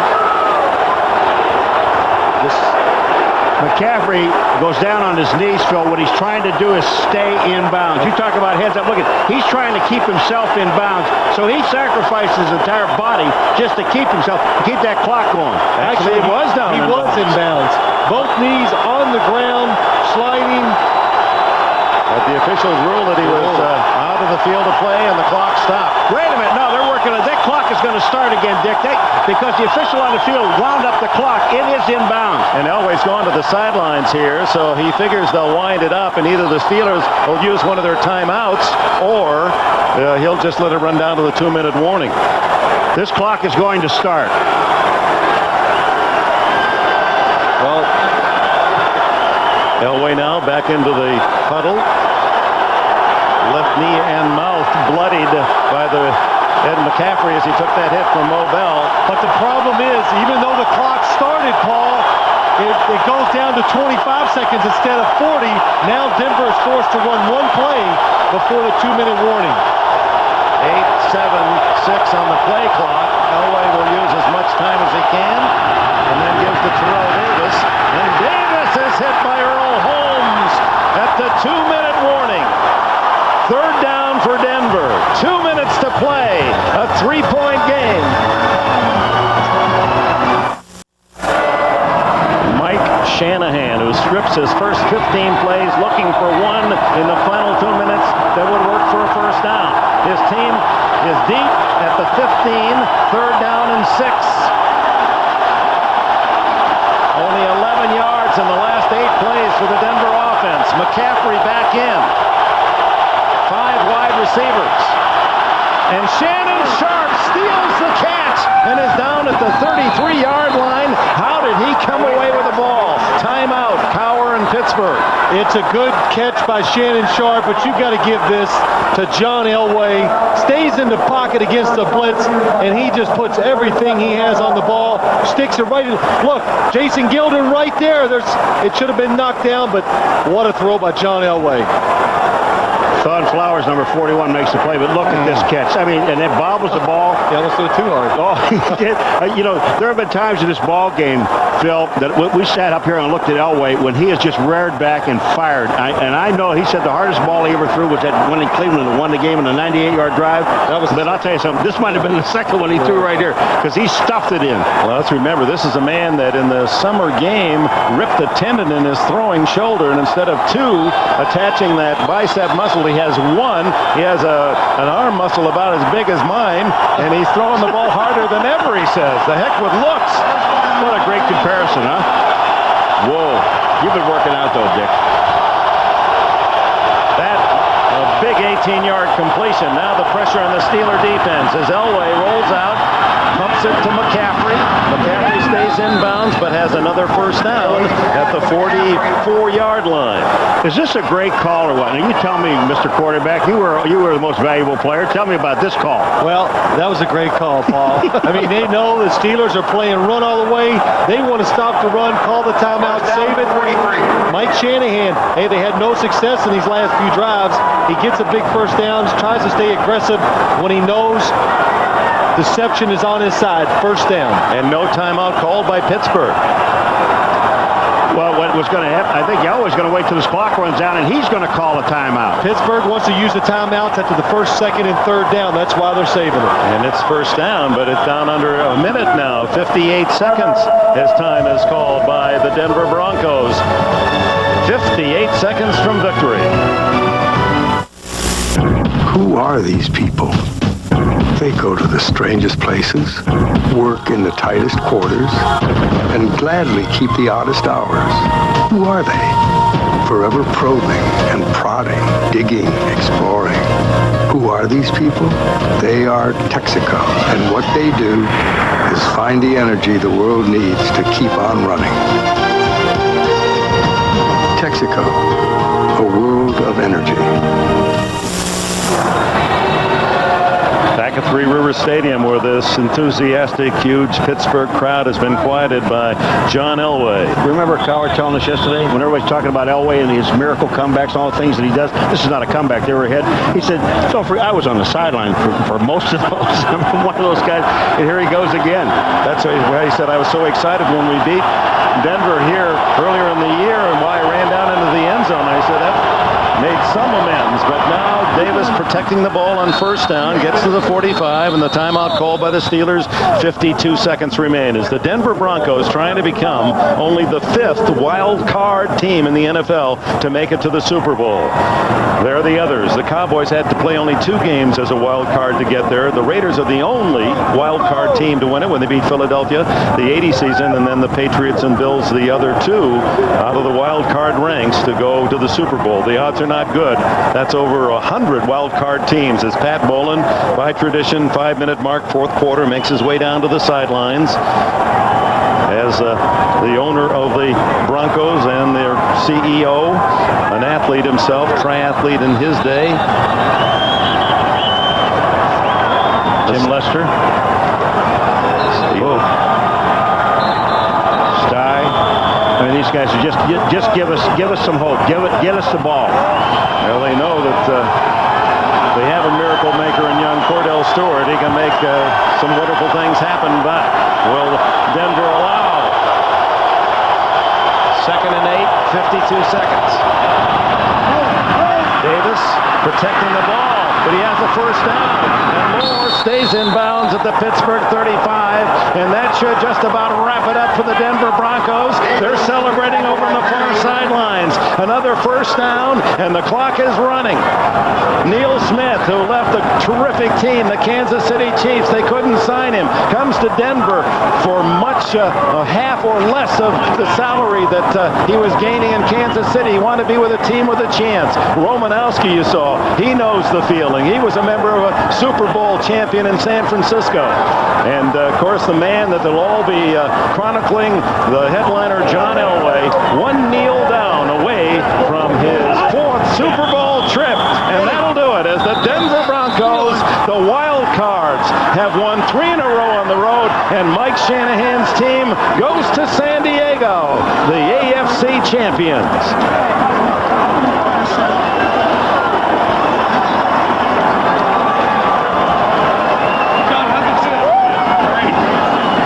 You saw his son Kyle, now 21-0. He's going to the Super Bowl. I think Kyle will get a free trip. Give him a suite. Thanks, Jim. And with elation on one side, so tough to digest the defeat after a long, wonderful season. Get the home field advantage in the championship game, but for the second time in 4 years, the Steelers lose at home, a game away from the Super Bowl. And John Elway certainly has earned the chance He played like a star today, didn't he? Well, the whole team did for the Denver Broncos. They came in, they played to win on both sides of the ball. They tried to force the action. Their defense early did a terrific job. Tyrone Braxton said to us yesterday, and I thought about this a lot today, he says if we can get them to throw the ball, we can force them into mistakes. They did. They took advantage of them. Of course, the Denver's offense always goes after it. Bill Cowher, the Pittsburgh native, with that disappointing trip into the locker room. Broncos revenge tour. They got Jacksonville. Last week, Kansas City. And another team that tormented them this year, Bill Cowher's Pittsburgh Steelers. The final score, 24-21. Denver the winner. The trophy presentation, Don Shula celebrating the 25th anniversary of that unbeaten Miami Super Bowl champion team will present the Lamar Hunt Trophy. Don't go away. We'll be back in Pittsburgh in a moment. While 60,000 partisans head home, certainly deep in disappointment, there's a handful of Denver Broncos continuing their celebration 24-21. Let's go to Jim Gray. All right, thank you very much, Dick. Some very happy Denver Broncos. Neil Smith, Alfred Williams, and let's start with you, John Elway. This game here today, it seemed as though it was quite a struggle. No points in the second half, 24-14. Took a while to get on track. How would you describe this game? Well, I tell you what, it was awful loud when we started. We started slow, but we were able to make some big plays there in the second quarter and get ahead. And then after that, man, the defense just took over. They kept stopping them, and we struggled a little bit offensively, but the defense just hung in there. And then when they did get it down there and get it close, we got the first downs when we needed them. So it was a big team win. Are you thinking at all, hey, we have several chances here with 9 minutes, and we go 3 and out 2 or 3 times? You're starting to think, uh-oh, this could slip away? Well, yeah, it was definitely scary at that time, but I think that we knew that all we had to do is, if we could just put one in, get one score in there, that we could put the dagger in the heart, but we couldn't do it. They kept fighting, and you got to give them a lot of credit. They never gave up, and it made it awful tough. John, your 4th Super Bowl now, an opportunity. Everybody has been talking, 37 years old, one more try, you're going to get it. Tell us about your feelings right now, and do you savor this moment, or will it be incomplete if you don't win? Well, no, I tell you what, we're going to go in there and play the best game that we can possibly play, and hopefully we come out with a win. If we don't, we still had a great year, but I tell you what, we're going to put everything we got into that, and hopefully it's good enough to win. We look forward to seeing you in San Diego. Congratulations, John. Thanks, Jim. All right, the trophy presentation time. Let's send it over to Greg Gumbel. Come on, guys. The AFC Championship trophy, the Lamar Hunt Trophy, goes to the winner of the AFC Championship and half the ticket to the Super Bowl. Here to present that trophy to the Denver Broncos today is the winningest head coach of all time in the National Football League. 25 years ago, he and his Miami Dolphins won the AFC Championship game here in Pittsburgh en route to a perfect 17-0 season. Don Shula will present the trophy to Pat Bowlen of the Denver Broncos. Don. Thank you. On behalf of the American Football Conference, I want to present this Lamar Hunt Trophy to today's winner, the Denver Broncos. What a great victory. Their owner, Pat Bowlen, is up here. Mike Shanahan, the head coach, has done such a fine job. And what's really impressed me was that this football team, for the last 2 weeks, has gone into Kansas City and won. And now they've come into Pittsburgh and won the ball game that puts them into the Super Bowl. So, Pat, congratulations to you on this tremendous accomplishment, and also to Mike. And good luck to you. The AFC in the Super Bowl. Let's win it. Thank you, Don. It's a great pleasure to accept this trophy from one of the greats of our game. Thank you for being here. I want to tell the fans here in Pittsburgh, the team, the ownership, that we're very proud to have beat a very good organization. We've got a lot of respect for the people here in Pittsburgh and for this organization. We will go on to the Super Bowl, and we will represent the AFC very well. And we're really looking forward to seeing San Diego. Thank you. Pat, I have to ask you, you're a veteran of this. This will be your 4th Super Bowl in your tenure as head of the Denver Broncos, the 5th for the franchise. But when you walked up here a couple of minutes ago, you said you were in something of a daze. I was in a daze. I feel like I was back in Cleveland in 1986. It was just about that kind of a game, and it was a close game all the way and fought very hard by both teams. And I think the AFC is going to go to the Super Bowl this year and win it. Pat, thank you. Congratulations. Also with us up here is the head coach of the Denver Broncos, Mike Shanahan. Mike, congratulations to you. You have repeatedly said that maybe this is happening a year later than everybody thought it would, that maybe you guys felt this is what should have taken place a year ago, but it didn't. Well, we feel very fortunate. We had a team today that fought very hard. Offense, defense, and special teams. As Pat just said, we beat a very good football team and a great organization. So on behalf of the Denver Broncos, we'd like to thank the Steelers, and we'll try to represent the AFC, hopefully in the right way. Pinpoint a key moment in this game this afternoon. Well, went back and forth the whole game. I think the big point was that 3rd down and 5, 3rd down and 6 that we converted. Of course, Pittsburgh had a chance to be in field goal position or possibly a touchdown with enough time left. So it was one of those hard-fought games that went both ways, and very proud of our players.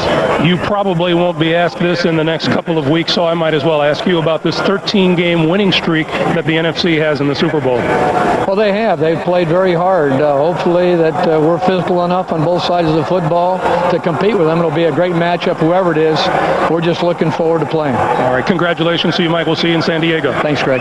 You bet. Let's go back to Dick Enberg. All right, Greg Gumbel, it's kind of a bizarre scene, isn't it? This big stadium with so much noise just minutes ago, almost empty as the champions of the AFC are crowned. Jim? All right, thank you very much, Dick. I'm now joined by Neil Smith. Neil, it's been an awful long wait for you. 9 years and you switched teams. You left Kansas City, you came here to Denver. Took a lot of criticism for it. Took a lot of guts on your part to take the pay cut. Your thoughts on now getting a chance at the Super Bowl? Well, I just thank the Almighty God for this day. We went against some great ball clubs in this tournament, and we just stuck together. And I think there's no doubt, this team deserved this. I just wanted to get to number 7 one more chance at it, and I know at him at the hand, I feel very good about this. You made this quite interesting. Did the Denver Broncos, were you concerned that in the end they could come down and kick the field goal or score a touchdown? Well, I know Bill Cowher was going to have them ready to play, and I just didn't know we were going to come in here and go and blow them out. I know it's going to be a very far ball game, but they did a great job at the end, and went with the 4 wides, and Cordell did a great job of hitting some of those guys and hit the touchdown in the end. But I tell you, we hung together, and our offense put that 2-minute drill together, and that's what it counts. Now, Cordell Stewart, you were able to contain him today. 3 interceptions. You caused him to fumble.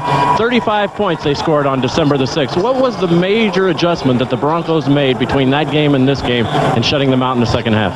Well, when we played them a month ago, it was a ruling wake for us. We the first part of the season, we went to a slide. We went through it very easy, and then we stumbled at the end, and then everybody thought we was out of it. But I always said I like our chances. 12 and 4 team in the tournament. I love it. Neil, congratulations. You hurt your left ankle. I'm sure you'll be ready for the Super Bowl. Congratulations. I don't have no feelings right now. Let's send it back upstairs to you, Dick. All right. Neil Smith in his 10th season goes to his first Super Bowl. Now stay tuned for the Sun America post-game report. Much more to come, including interviews from both locker rooms, winners and losers today, all coming up after these messages from your local station. The Denver Broncos are the AFC champions.